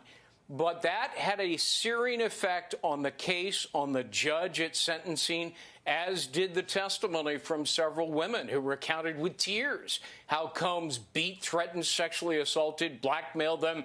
That kind of horrific violence is something that a sentencing judge considers quite seriously. Wow. Thanks for the Cash App. Appreciate it. Christine, huge Cash App. Appreciate you so much, man. We live when we're doing our reaction, so sometimes I got to stop and shout out the live side and everything. Thank y'all so much for supporting the channel, all 13 of y'all. We got 13 people. We grew on the live channel. We just started it back up. Kelly, you've been all over this story. You've been covering it from start to finish on your podcast. What's your reaction to what you hear today out of the courtroom?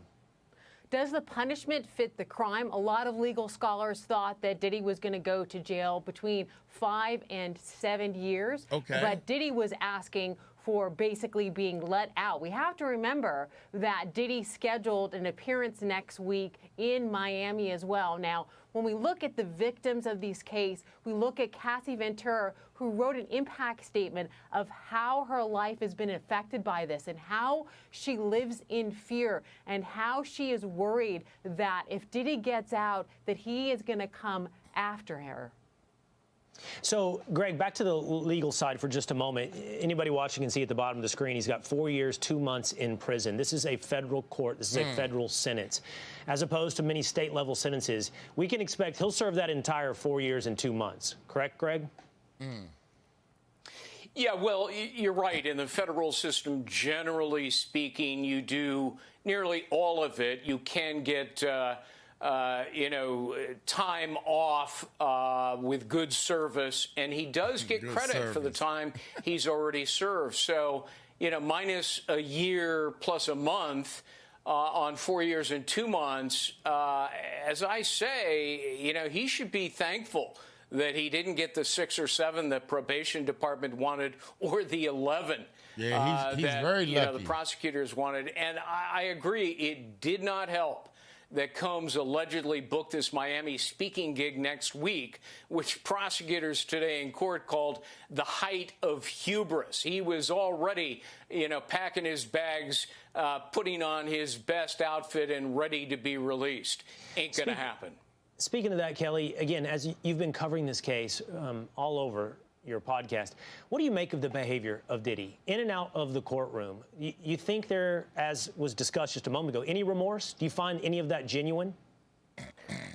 There's two schools of thought: that he is in fact remorseful, that the fact that he was in prison, that he is a changed man, that he's no longer doing drugs, that he is no longer drinking alcohol. There was compelling testimony in court from his children telling a story about his father and how they needed him.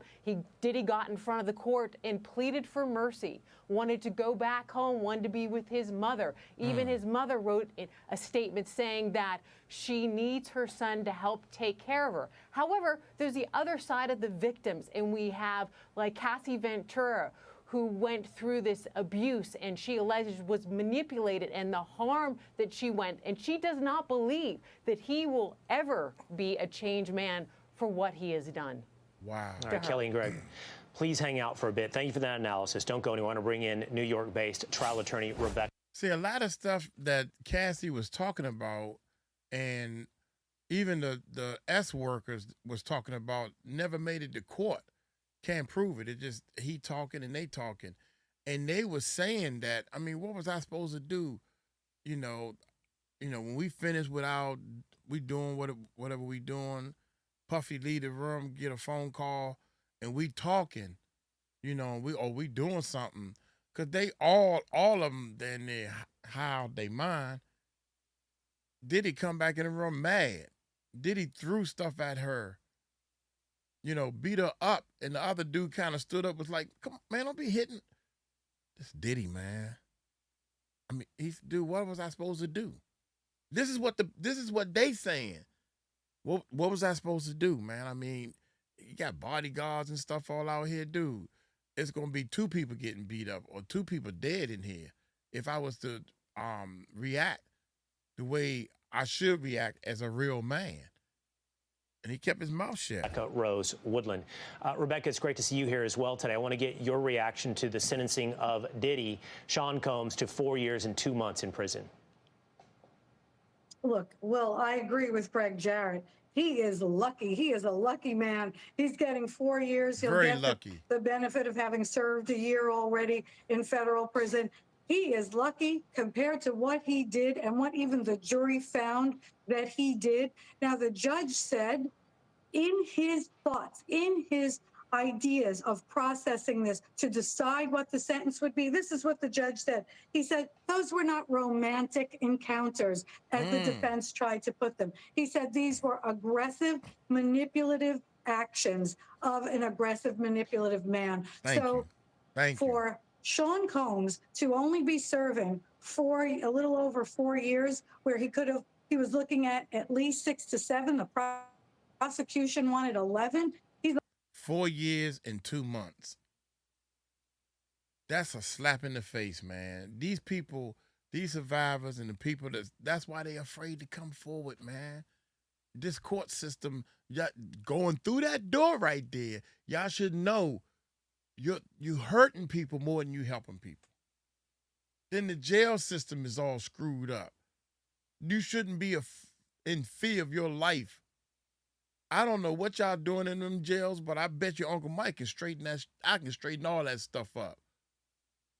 I straighten all that stuff. Nope. Why not? Because I said so. That's why. You're a lucky man. You in jail. He should go back for a little over 4 years, where he was looking at least 6 to 7. The prosecution wanted 11. He's a lucky man. He should go back and thank his defense attorneys that he didn't get the maximum.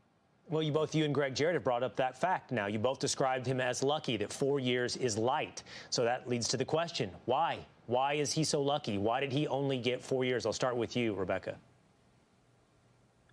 I guess the judge determined that because he wasn't found guilty on the higher counts of the racketeering and he had racketeering and sex trafficking charges. He was only found guilty on transportation for the purposes of prostitution.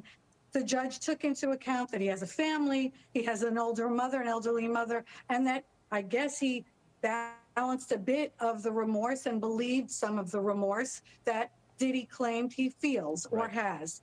That's what I have to assume happened here. Okay, Greg? Well, the defense argued that Combs is a changed man who takes responsibility and accountability.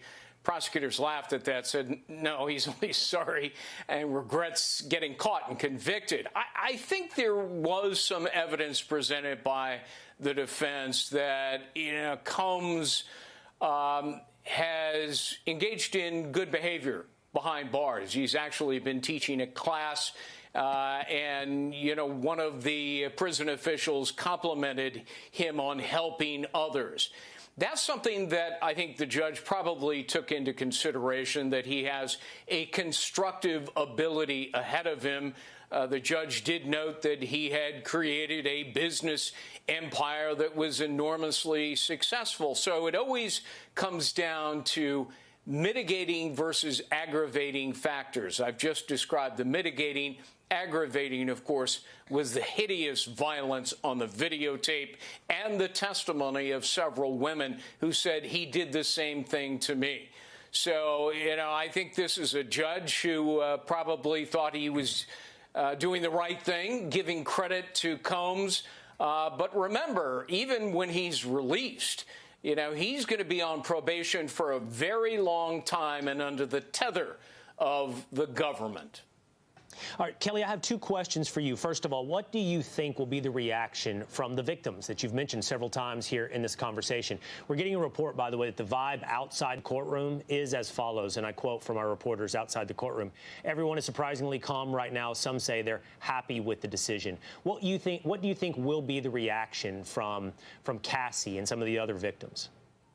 As someone who represents victims such as human trafficking, sex trafficking cases, the question that they'll be asking, is this justice for them? And do they feel safe? Do they worry about retribution? Do they worry that once Diddy gets out of jail, that he is going to punish them, that Diddy is going to find them and harm them? That is what they're going through right now. Now, we have to remember, these victims, when they go through an experience, they are traumatized. And then when they testify again, they're traumatized again. And then hearing this, is this in fact justice for the victims that have been harmed in this matter? For the victims, they would probably say no. All right, Kelly, I'm going to return to my second question I have for you in just one moment, but I want to run this by Greg and Rebecca. I just got this note from a criminal defense attorney friend in New York City who said that Combs may be also eligible for the residential drug program in the Bureau of Prisons, in which case that could knock 18 months off of his prison term. So when I listen to Kelly talk about victims fearing for retribution, and Greg, you giving us the calculus, he'll get credit for the year he's already been in jail, taking him down to 3 years. Is this correct? He could also see another 18 months potentially knocked off through the residential drug program, then putting him back on the streets essentially in a year and a half? Yeah, I don't know that it actually knocks off time, but he may be eligible for the program given his past history of admitted drug use. So, it's better than being in strict federal lockup. The security surrounding it is more lenient. I'm not sure you actually get time knocked off because you are in the program and successfully completed. Rebecca, did you have a reaction to that? What do you think is the earliest he could see freedom? Wait a minute, y'all. I want to make sure, because Whack 100 said a little something different. In this Fed time, I don't know. See, I don't know the rules and regulations of jail because I'm allergic to jail. Why should I study it? I'm not going. I'm not going to go to jail because I would rather sell everything, liquidate, get me a little apartment or efficiency before I do something wrong. I don't need all this stuff, man. I just need him in my life. That's it. Time, but he may be eligible for the program given his past history of admitted drug use. So, it's better than being in strict federal lockup. The security surrounding it is more lenient. I'm not sure you actually get time knocked off because you are in the program and successfully completed. Rebecca, did you have a reaction to that? What do you think is the earliest he could see freedom? He could be back on the street. Yeah, I agree with Greg. Being put in that program doesn't necessarily mean that he serves less time. He has to serve time in that program concurrently then with his prison sentence.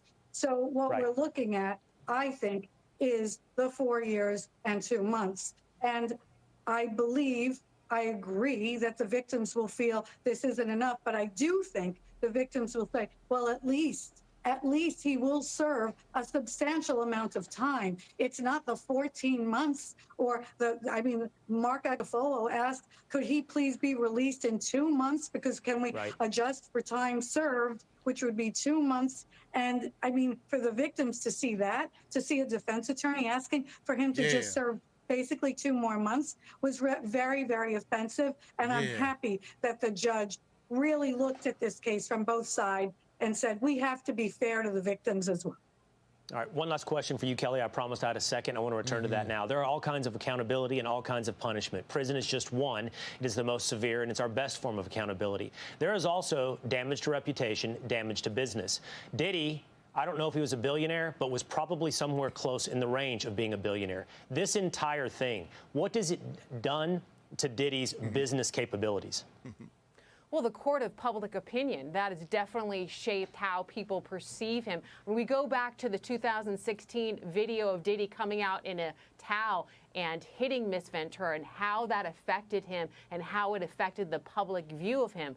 So, yes, is he going to be a comeback kid? Is he going to come out of this okay? We're going to have to wait and see what the public ultimately decides. Well, I would think there might also be some civil suits to follow this criminal conviction. Hey, Sean Hannity here. Hey, click here. Dude, this is when we need we need a change, man. There should be no, if you are a strong person, you're the right person or whatever. But then again, there's a lot of people that think that Diddy didn't do it. He shouldn't have been in jail in the first place. So you're going to do business with these negative people. See, I'm starting to realize and I'm starting to understand people. Some of us are poor or didn't make it or our business is not prospering. It's because we refuse to do negative things. These people are doing negative things to keep climbing higher and higher. I refuse to do that, man. I refuse to do that. They got preachers in jail.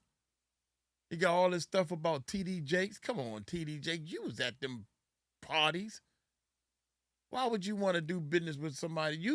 These people know more about that grapevine of the music industry. They know more about it because they hear more of the grapes. We hear it from social media. You know good and well you was there for what?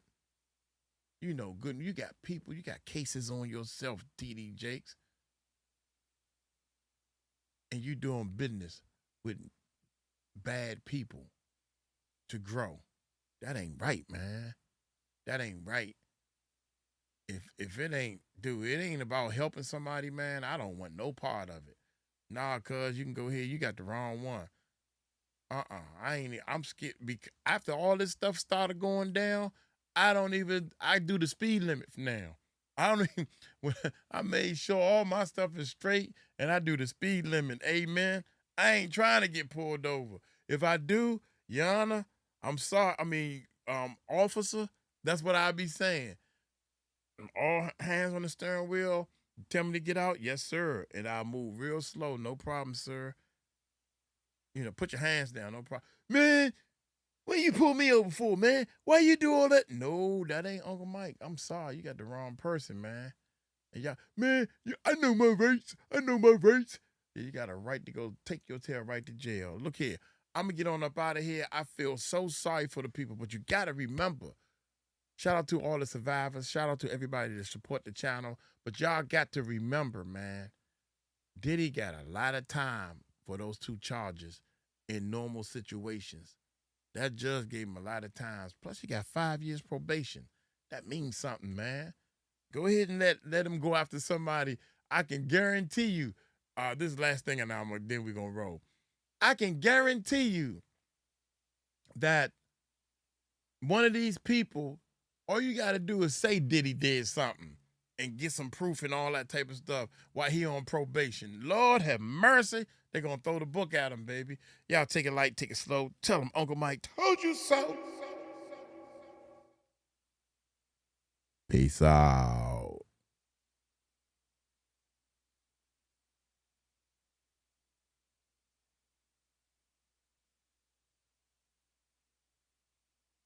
It's 4 o'clock. Oh, man, I should have played the other song, but it's all good. It's all gravy, baby. I'm supposed to be doing some...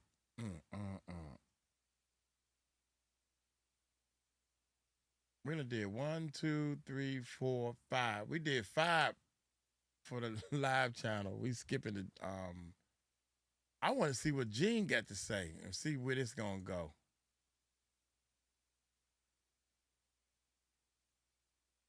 Yeah.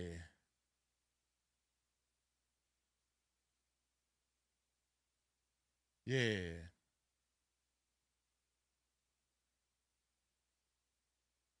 All right. Did we?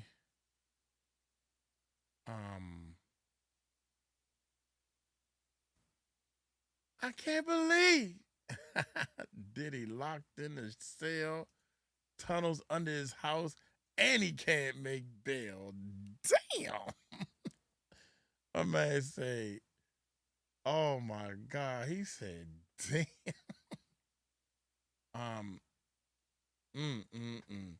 How y'all doing? I'm gonna do one more, man. I don't know. Oh my goodness.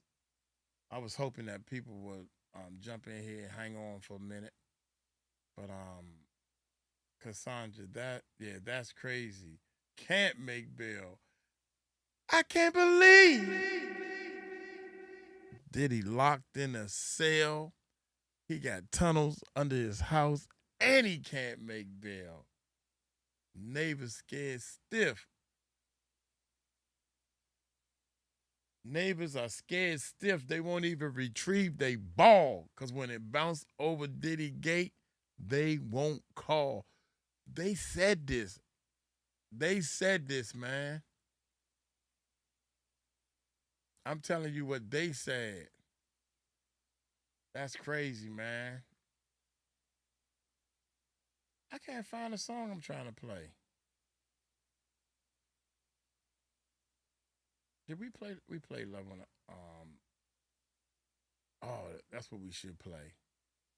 Yeah. I got what we gonna play. I forgot all about this. I haven't played this. Diddy takes jail time. That's 27 minutes. Oh man, that's 5 minutes. I should do these two together. Yeah, this is what I'm gonna do. We're gonna do Gene Deal. Tahir gonna be mad at me. Don't. Well, that's about an hour. God take it. What is up, YouTube?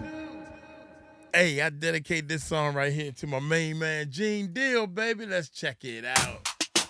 Yeah. Hit that subscribe button and hit that bell. Gene Deal, baby. Check it out.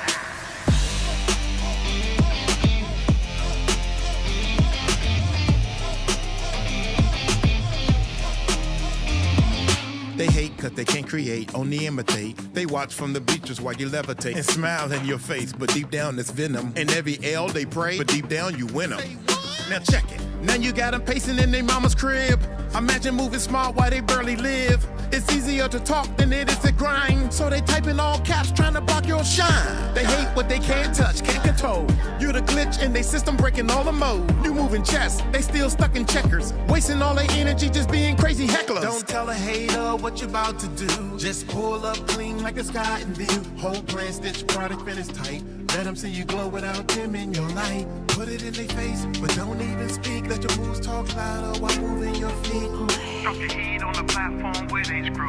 Let them watch your wins while you reach your goal. Don't fight them out, write them out, work them in silence. Let success be the storm. Not the silence, stay on track, don't fold to the noise. Use hate like a beat, now go flex with noise.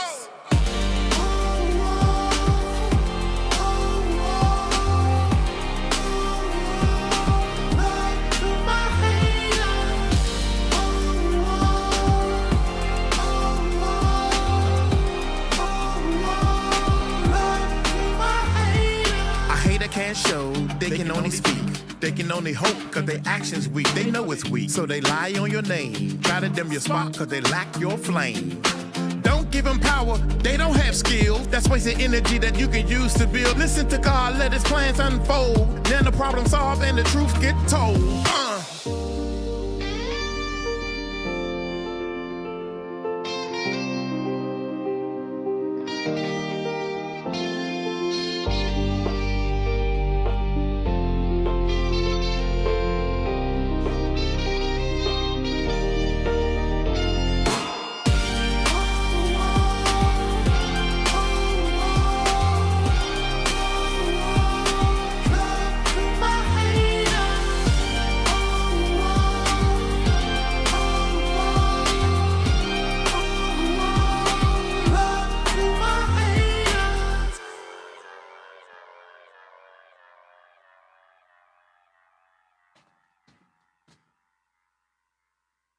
While this thing still going, that's supposed to go crossfade into the other song. But but now because of all this streaming, one song cuts off before you go into the other song, unless you make it one whole, the two songs is one song. What's up, YouTube? Hey.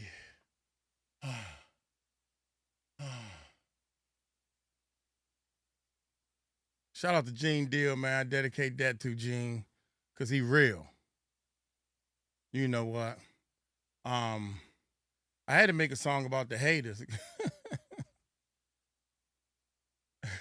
The haters, they can only speak because their actions weak. They know they weak, so they lie on your name, trying to steal your spot, because that's their game. I don't even know my own words, man. I don't know the words, man. I'm not a rapper.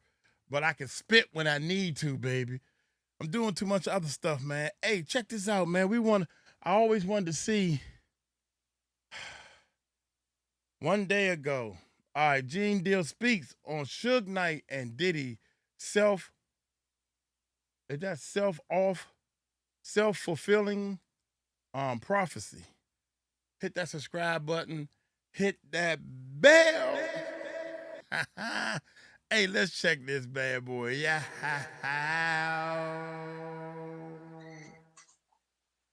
Is it that serious? Thank you. There you go. There you go. That's what I'm talking about. I got a B in spelling. Great energy. Nice. Hey, don't forget we live. Go to the Music Recording Network live. I see a lot of people going live and doing their live thing, man. So Uncle Mike trying to get his live skills up, man. I don't know what I'm doing. I got to feel my way and understand what's going on with this stuff. But y'all go check out the Music Recording Network live. Hit that subscribe button over there. Hit that bell. That way you know when we live. Oh, look. Ease up, look. We're not disrespecting, don't do that, because we got a lot of ladies on this platform. Somebody said he been drinking. Read your comment, bro. You understand? If you don't like what somebody say or something like that, you have the power. But please don't let everybody see. We're gentlemen here first. You know what I'm saying? Big up luck. Honey Butter, thank y'all for being in the chat that I seen y'all from. And listen, let's be gentlemen first. That's why I always tell you, when I put these hands on them, I can't call them back because I didn't name them. But it only gets that far. Yeah. If they take it really that far. So we ain't gonna have to be all evil and stuff at first.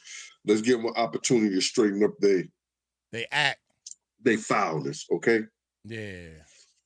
I've been fighting this and I'm doing a good job. I got my hot toddy, I got with the with the wanted bourbon in there, but I'm gonna have to change that name. I feel like getting something to drink. Shout out to the Art of Dialogue. Shout out to Suge Knight and them for doing those shows and stuff like that. And it seemed like people don't believe and hadn't believed what I said until people with the power like Suge come forward, the people with the power like come forward, and they tell their stories. And their stories coincide with stuff that I've already said. You understand? And this story, you may have heard some of it before, but I'm going to go in a little deep of it because I want you to see the mindset and how, you know, karma and how... Shout out to Jersey Girl. Generational curse comes back to haunt people. And hooligans. You understand? How generational curses come back to haunt people. Like, Big Butch. For instance, everybody Big had Butch. the wrong betrayal of what Puff Father really was. They always try to say he was a big time hustler. He was a big time dope dealer. Not true, y'all. That shit is not true. You understand? Yo, any dope dealer in Harlem did not drive a yellow cab for a living. Puff Father was more so of a player. And what I mean by player, he was a womanizer that gave freak-off parties. You understand? That's why Miss Combs, if you listen to Tim's story, she was able to continue those freak-off parties for those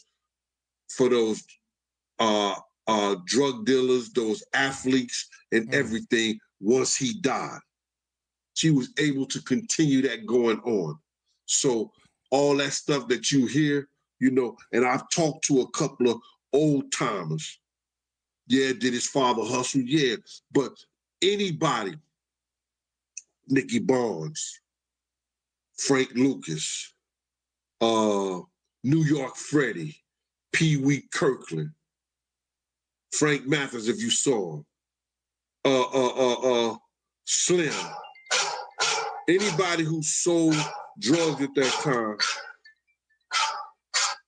Hey, Charlene, I know you had called me on my other phone. I am so sorry, but I'm doing the show right now. Drug dealer, he wasn't. He was more of a womanizer who had a few women on his arm. And one of the women had called me before and thanked me for giving the story that New York Freddie told me on how Puff Father lost his life and why he lost his life. Because she said that she was supposed to meet him at the Flash Inn, which was a diner up there on 155th and McCombs. You understand? She was supposed to meet him that night, but New York Freddie and the rest of the crew was in there laughing and making fun about Puff Father being killed. So now, about this karma. Let's make a motion picture, baby. Let's make it. Yeah, let's do that. Let's do it. Generational curse that we are set down on our ancestors sometimes. Our ancestors put down on us. Charles Wilson, big brother, stay positive, do good, bad, ugly, worse. Just know when we positive, the negative will attack or be scared of our positive glow light. Shout out Charles Wilson. Appreciate you.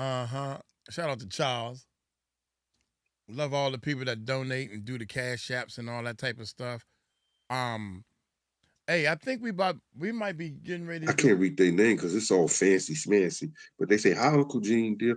Uncle Gene deal. Anyway. I might be doing a fundraiser soon, man. One of the family members in the Philippines broke their arm. Dude, when I said they broke their arm, they broke this bone from the shoulder.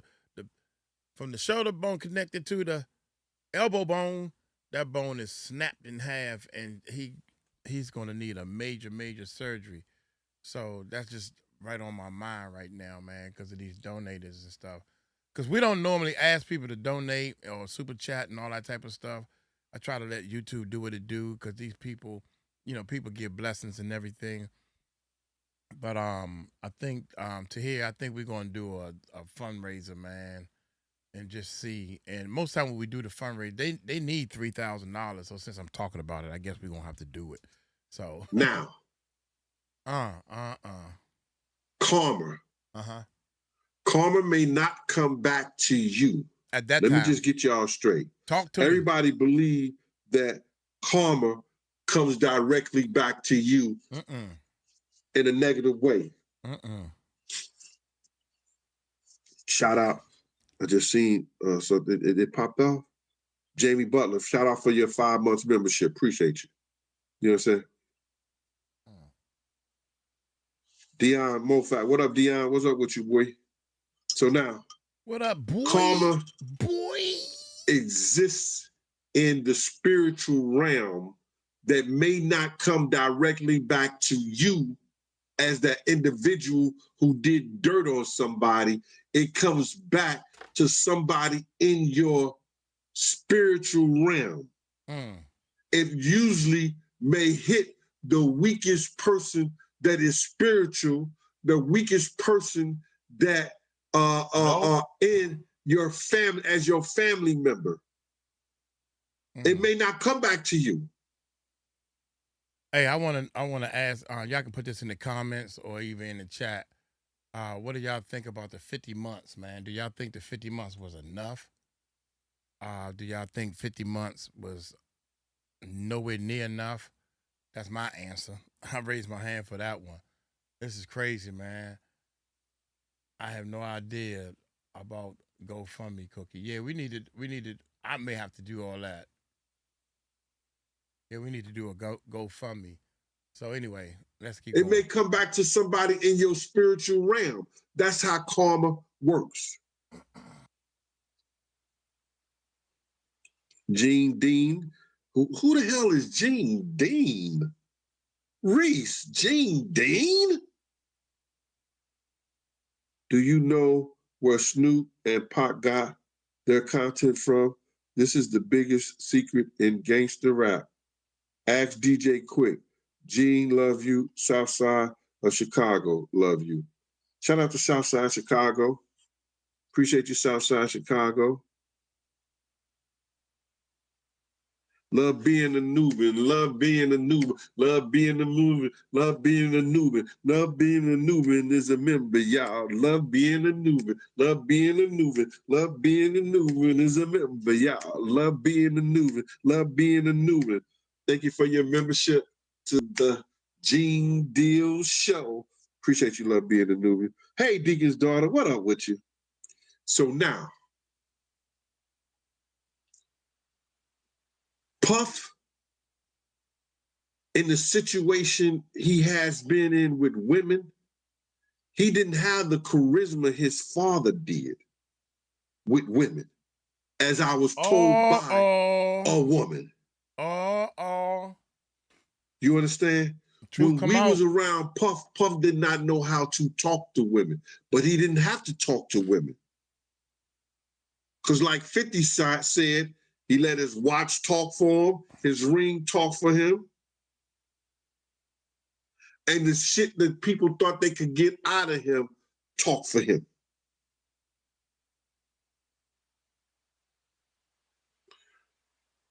He didn't have the charisma his father had. And though he got into music and everything, he didn't suffer the same curse that his father had by ratting people out and ratting on an individual and being killed for it. He didn't suffer that. But the suffering that he did come from is by speaking and putting death on other individuals that had powerful spirits also. We're talking about Tupac Shakur. We talk about the Notorious Big. We're talking about Suge Knight. We're talking about Wolf. Wolf, yeah. By speaking a curse upon these individuals. Somehow that karma came back to him. I wonder what happened to Wolf. It don't always come back to you. It may come back in the weakest realm of your spiritual realm of your family.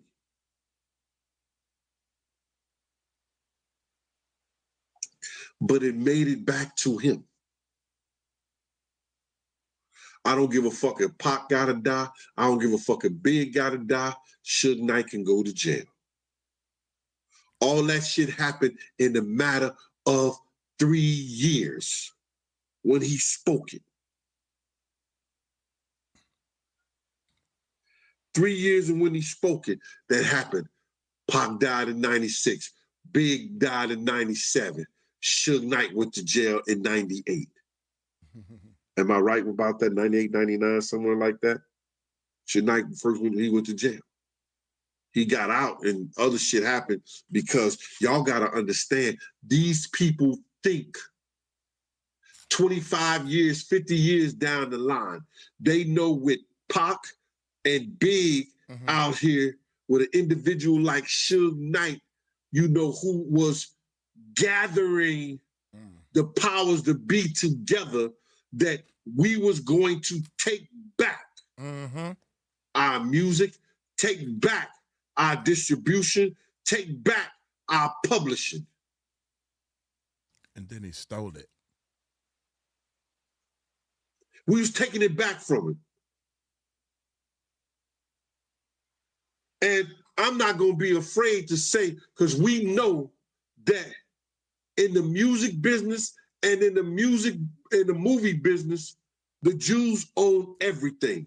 Shout out to Candace Owens. Yeah, shout out to Candace Owens. If I could see that black woman being strong, speaking her mind, and not caring about being cut off, I'm gonna speak my mind too. Usually I have a sign and I put up something like this. Hold up. Like, I ain't got no pen, I ain't got no paper. I ain't got no marker, no pen, no paper, no nothing. I ain't got no nothing. I ain't got no nothing. I can't believe Diddy locked in a cell, tunnels under his house, and he can't make bail. No. We know the Jews own the music and own the music and the movies and everything. We had Leon Cohen come on Hot 97 and talk about it. They could talk about it, but we can't talk about it? Man, get the fuck up out of here. Shout out to Canada. I'm telling you, my sister, you know what I'm saying? And I know a lot of us don't agree with your political stance and your political views and everything like that. But when you stood up to those people in Israel and what they did to the Catholic community, whatever stuff like that, I'm going to say to you, mama, I'm going to say to you as an individual, you better get in contact with Farrakhan and maybe convert from Catholicism to being a Muslim. Assalamu alaikum, 𝗘𝗓𝗄𝗡, alhamdulillah, you know, and get you some real protection. Cause mommy, they coming for you. Facts. They coming for you, mommy. And be rest assured, you can't hide from them. When they want you, they want you. And I know this don't have nothing to do with my program, but I had this on my heart. I was speaking to my brother Will, and I'm gonna let it be known to you. I know you're not gonna hear it because you don't listen to the urban community. But get what you, Farrakhan, convert over to Islam.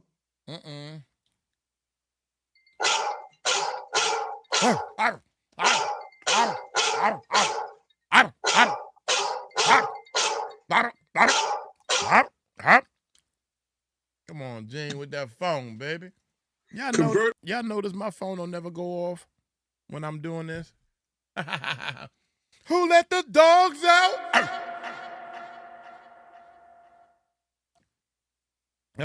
I should put that in there. That should be up. I can't believe Diddy locked in a cell, tunnels under his house, and he can't make bail.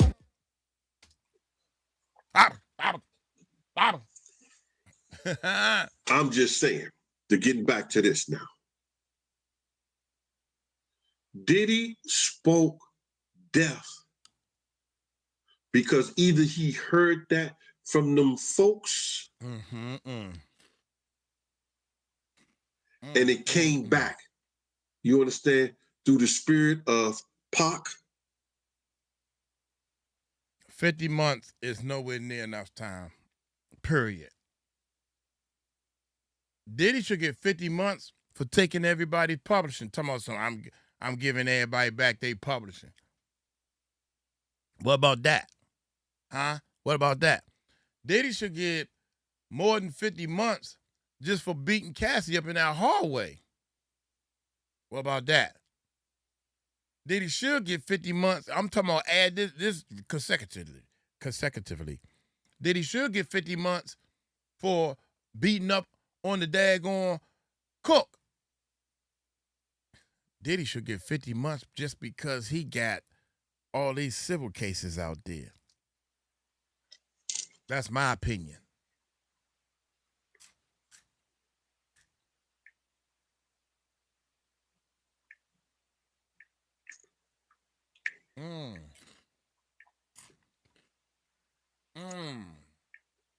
Hold on, y'all. I'm sorry. Big, and he was telling me what he wanted to do, how he wanted to do it, his life, how he wanted to change the Junior Mafia, and how great he was saying Charlie Baltimore was going to be, how great he knew Kim had it in her, and the plans that he had, you know, he was going to eventually evolve into an individual that cared more about not only family and friends, but his community. You could see that in him. Because he made Puff do stuff for everybody when we went places. He was one of the individuals who could make Puff do shit for everybody. Now, they had to, and I don't know why he didn't say, I didn't give a fuck if Suge could die, is because I believe when he heard the conversation about Pac and Big, the conversation said, well, we gonna put Suge in jail. The way it was said, and my man, and he's an educator too, he was an officer too, he said he heard that from somebody. The way he said it. The way that he said it. Now,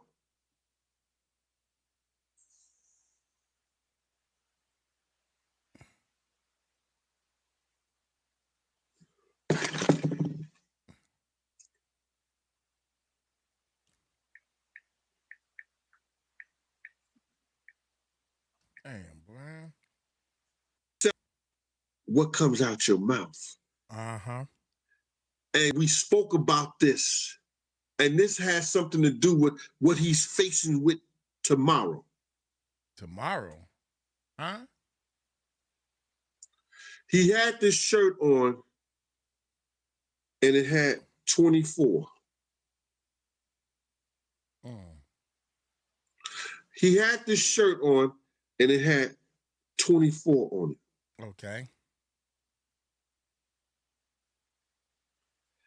And on that shirt, he was with Black Rob and G, God bless the dead, and G Depp. And he spoke some words. He spoke some words Hey, man, I'm doing a show right now. So now. Every time I text you, the dogs go, hey, hey, hey. Who let the dogs out?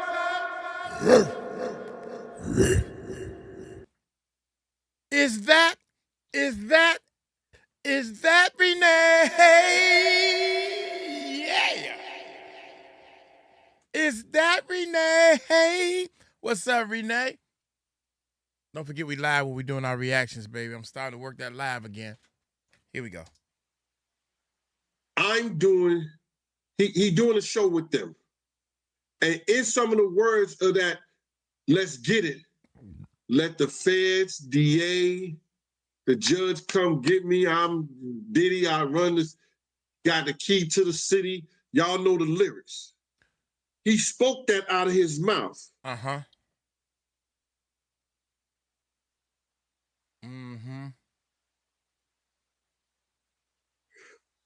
OG Snake Spotter, he spoke that out of his mouth. Uh-huh. And that's been running through my head the last couple of days. Because somebody asked me how much time you think Diddy gonna get. I said he had it right there on his shirt.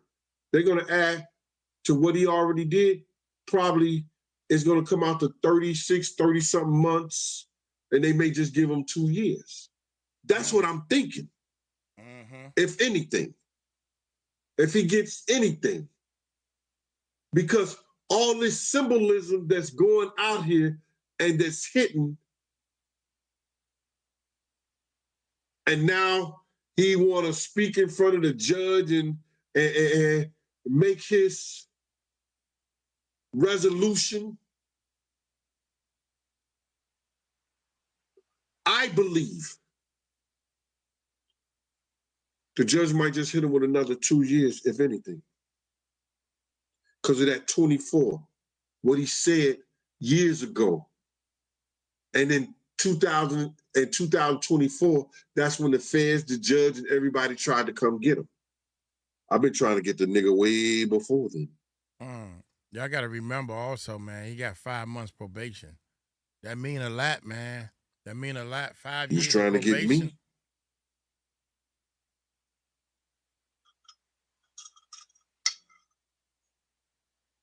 Look, somebody else said 6 years. 6 years. That's what I want. I'm going to drink some more of this hot toddy. Hot toddy. Time, I don't believe the judge going to go over. He may add 24 months in what he already has already. Yeah, but we already know. Did you hear me say it? Anyway. Motherfuckers be trying to drive you to drink. They try to drive you to drink. Hot tutorial. I ain't never seen them cash out. You ain't say you bought a book. You ain't said nothing. But the letter of the law says is that if somebody commits a murder, you have to have, you can't convict them with circumstantial evidence. You have to have, there's no gun. You understand? They don't have, they saying somebody else did the shooting and all this other stuff like that, but they don't have what you call physical evidence. Okay. Yeah. He talking about some stuff that I thought he was going to say something about the. Turn off your phone and go someplace else, bro. You know what I'm saying? The point of it is that I want to speak on, Puff putting things out there in the spiritual realm and it's coming back to him. A lot of times it don't come back to people. The karma don't always come back to the people who put out the bad vibes and everything like that. It may come back to somebody in their spiritual realm. So I shouldn't have me explain this or break this down to you because you should have had your ads in the show earlier and you wouldn't be asking no dumbass question talking about what's the point of the content.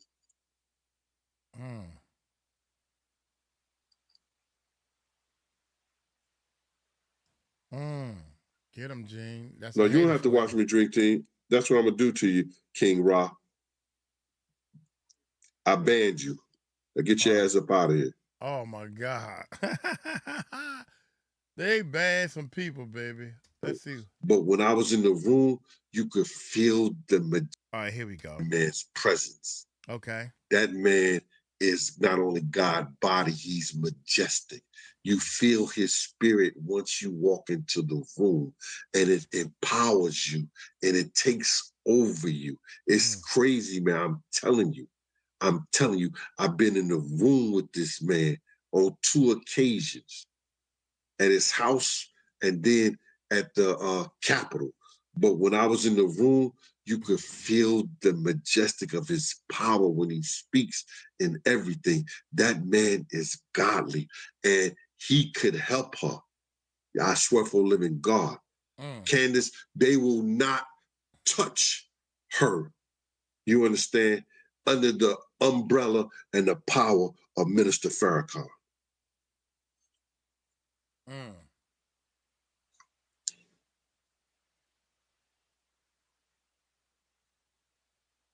Wow. Okay. Need that to happen then. Need that to happen. Why'd y'all on that bullshit talk about you read my lips? Okay. Ha ha ha ha ha. They read his lips. Man. Gene, I thought you had some info for us, baby. Come on find my out. tip like that. That's right. He just having fun. Let me see. Where we at?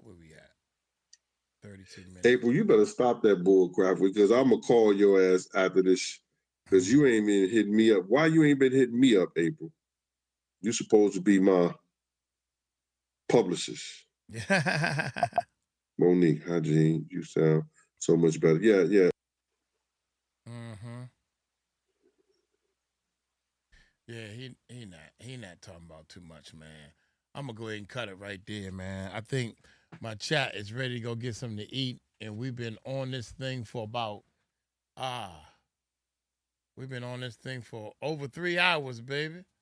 Look here, I'm gonna get on up out of here. Gene talking like he did this live stream before they even dropped the 50-month verdict. Yeah, so again, man,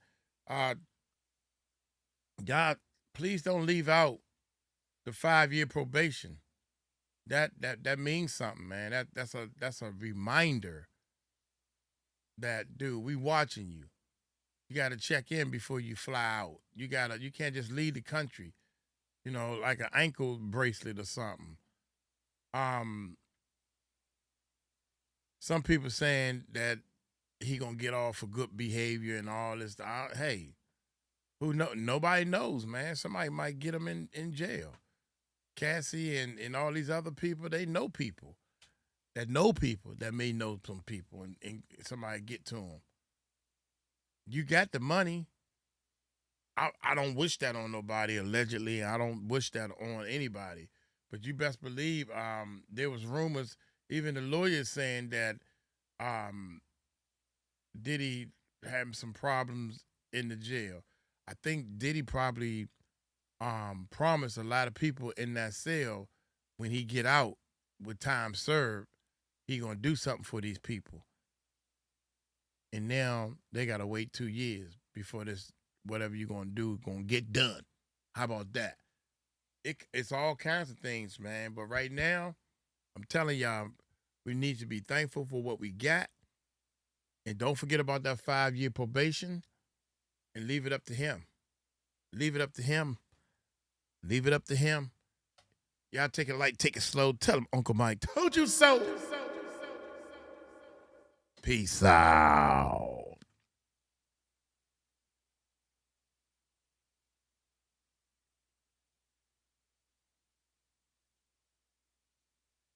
I'm burnt out, man. This old man is burnt out. And I did some edits this morning. I ain't even gonna lie, bruh. I'm burnt out. We got 1, 2, 3, 4, 5, 6. I'm burnt out, y'all. I try to go long, but I'm burnt out. Stick a fork in me, man. Uncle Mike is I might come back down and do some more. I gotta come back down and do some more. 10.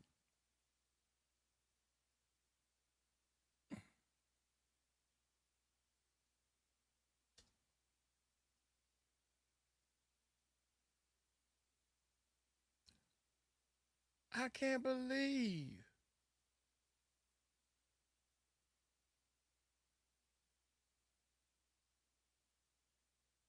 It's cool to call it a day. Appreciate it. Me too, Renee. I had a migraine this morning and felt so sick. Yeah.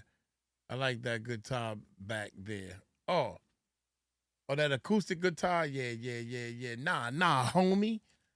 Yeah, I'm gonna move these. We trying something new. What you gonna do? We gonna try something new. What we gonna do? Yeah, we gonna try this thing one more time. I'm gonna go ahead and move this over. Look, I can switch these screens. I'm switching to a whole different computer. So this is a whole different computer now, y'all.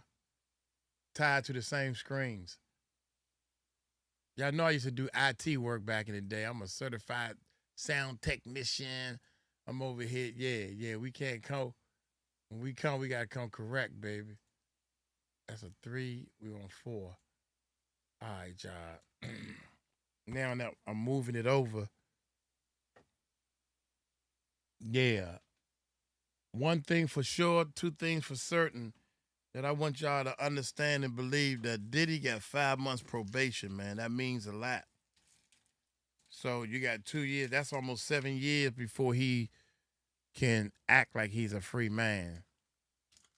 That 5-year probation means a lot, man. That means you got to go in and, I don't know, maybe use the bathroom for the people. You can't get caught. You can't get caught slipping, period. Can't be around other felons and stuff like that. So I think that Diddy is going to be real easily set up. Could be not. I think Diddy will be real easily set up and stuff, man. You know, so I'm burnt out, tired. I appreciate y'all. I can't see the chat not there. Yeah. But I really also, I was going to say, Renee, Money Talk. Well, I also wanted to say that I really think that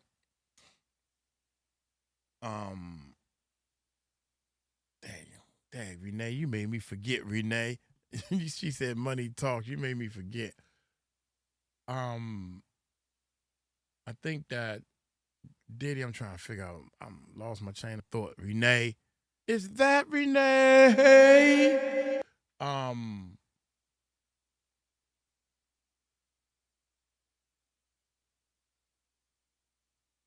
He got sentenced higher than, don't be sorry, go upstairs. You just go upstairs. What was I getting ready to say? It was something else I wanted to say even on the channel. The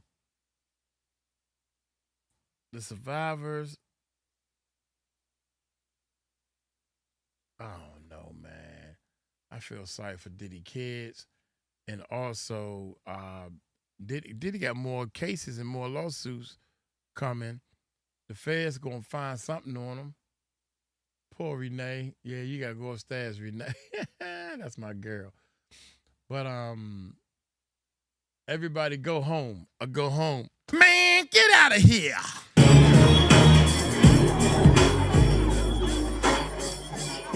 I'll go home.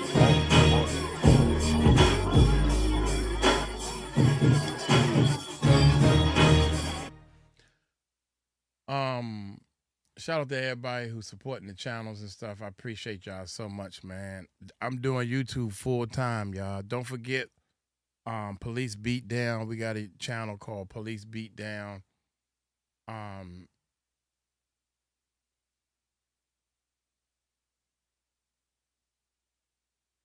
Oh my God, Renee.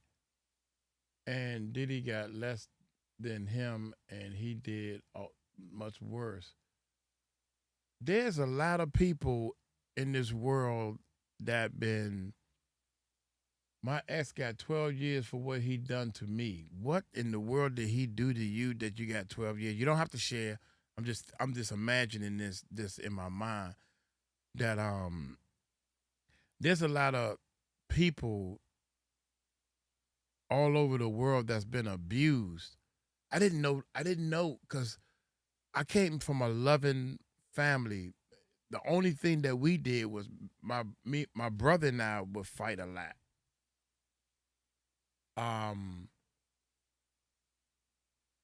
Yeah, money talks. Well, in this case, money ain't talking. But you're right. But also, I found myself, even from elementary school, I would always help out the underdog, and that made me feel good. I felt, I don't know, a dopamine rush when I was real little from helping somebody. I remember beating this little boy up because he wouldn't fight me. He keep trying to fight the boy who don't want to fight him. I said, he don't want to fight you. I throw him on the ground, and he get up and still go after the guy. I said, why you keep going after him and I'm the one kicking your tail? You know, so Diddy, I think that Diddy, I wish he would have got more in the world that I think we live in. My ex he got a one year for what he did to me. You too, Cookie? I thought I saw you say something about somebody did something to you. Oh my goodness. Well, y'all best believe y'all safe with Uncle Mike, man. I ain't trying to do nothing. I ain't trying to do nothing but have fun and make sure everybody's having fun. Oh, y'all know we planning a trip to go to the Bahamas. Did y'all know that? Cookie, you trying to go to the Bahamas trip? My ex got away with it. Tiny. Poor baby. Yeah, I'm solid in a rock. How many of y'all want to go to Jamaica? I mean Jamaica. The Bahamas. I want to go. Good. I think I'm gonna go ahead and sign up early to see how much it actually is for a room and everything. Can't travel no more. Why not? Why you can't travel anymore? If I had the money, the Most High took care of me. Amen. Amen. Amen. Amen. Yeah. So, yeah, I think we're gonna do at least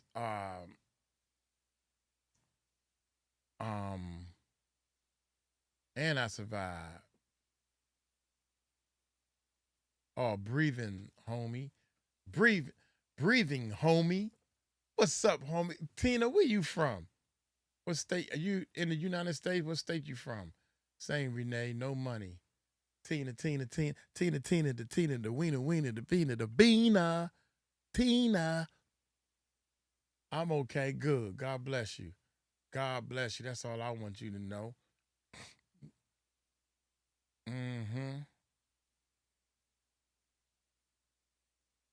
It sure is funny, all these people that was, I don't know, against Uncle Mike or said negative things to Uncle Mike, they channels that YouTube algorithm changed also, man. So YouTube algorithm changed, and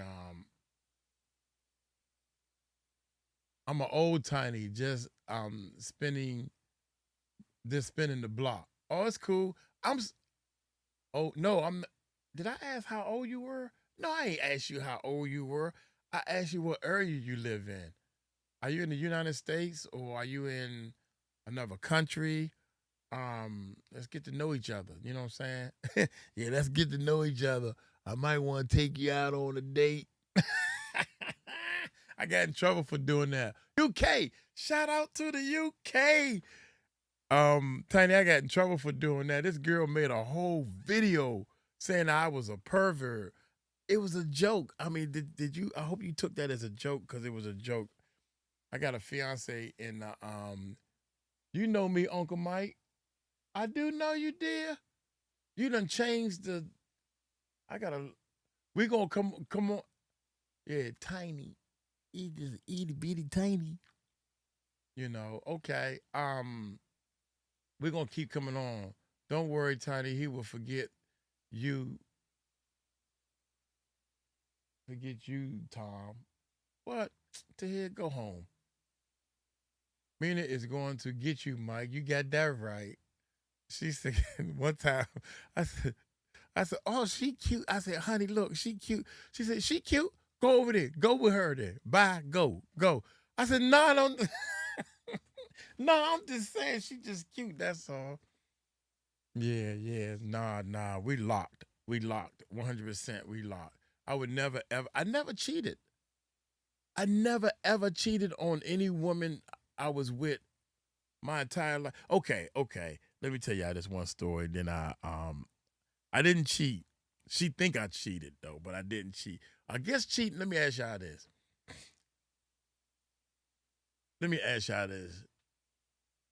Yeah, I do too. Yeah, Mina's a sweetheart. She get on my nerves. Shh. Oops. Who said that? Look. I had a girlfriend, right? I'm over her house and everything, and me and my fellas was out. And we got these beepers and pagers and stuff, right? So we in the car, and we see these a car full of girls. So everybody, we told, hey, what's up, baby? What's up? Y'all pull over. So the car girls pulled over, right? We're in the park, and it was like, I don't know, 4 or 5 of them, 4 or 5 of us. It was an even number for every person get a girl. So I had to talk to the girl because everybody else talking. Yeah, baby, so what's your name and all this stuff? And I'm like, I got a girlfriend, though. It was like, well, and I'm just trying to be like they are. I'm trying to be like them. And so everybody got the pen out. They exchanging beeper numbers and everything. I was like, so you want my beeper number? Yeah, I take your beeper number because I ain't want her to feel left out because all of them was giving up the numbers and stuff. And she looked like she was, and I mean, I don't know if I like the girl, nothing or whatever. I don't even remember what the girl looked like. So anyway, now, I think the next day or later on that day, I'm over my girlfriend's house. Now, I'm in love. When I'm in a relationship, it's me and you. Let's do, I want to spend as much time I can with you. I want to do all this stuff. Anyway, I got my beep on, because we cool, right? You got a pager. You supposed to be cool. I'm driving a BMW and stuff, y'all. Uncle Mike driving a BMW. I'm cool back in the day. Shoot. Next thing you know, my beeper go off. I look at the beeper. It's her. Oh, shit. I mean, shoot. My girlfriend said, oh, you want to use the phone? Here you go, use the phone. I said, nah, that's okay. Well, who is that? Most time when I'm over her house, the beeper hardly never go off anyway. All my friends know I'm over my girlfriend's house. Leave me alone. Who is that to call? Or if somebody do beat me, I ask to use the phone because it's my mother or my father. It's something, anyway. I'm saying no this time. And she like, why you don't want to use the phone? Hold up, let's see who this is. So she grilling me a little by little, right? And she said to me, I can tell you lying or you hiding something because I can see your chest beating through your shirt. I looked down at my shirt. You can see. You can see. I can tell you lying. Look, come on, let's call. Now she forcing me to call. I can see. I said, damn, you right. I mean, I can't lie.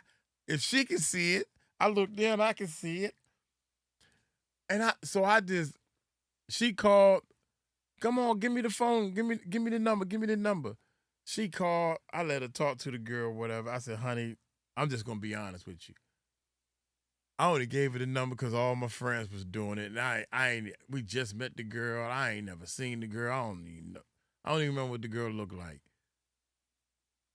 Man, I was trying to kiss and make up for months and still lost her.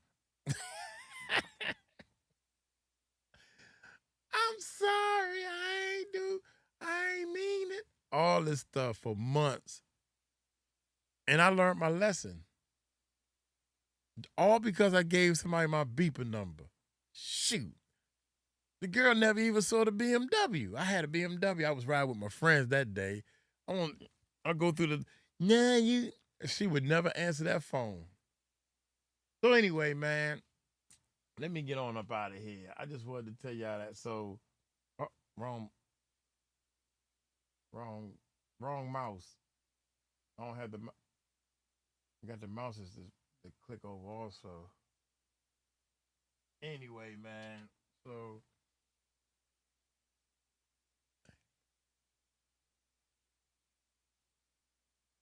a Cookie Monster blue one. She said, I remember the beepers. Yeah, Mike, can't fall for them beepers, the beeper trap. Yeah, back in the day, boy, that was my thing. And now we back on the other computer. So look here, man, I'm gonna get on up out of here. Thank y'all so much for checking us out and everything. Hey, I'm gonna start coming back on the lives and talking to people and stuff. I don't know what we should do. I think I got an idea. That's brewing in my head. So y'all take it light, take it slow. Tell me Uncle Mike told you so. Peace out. Peace, y'all. I gotta remember how to turn this thing off.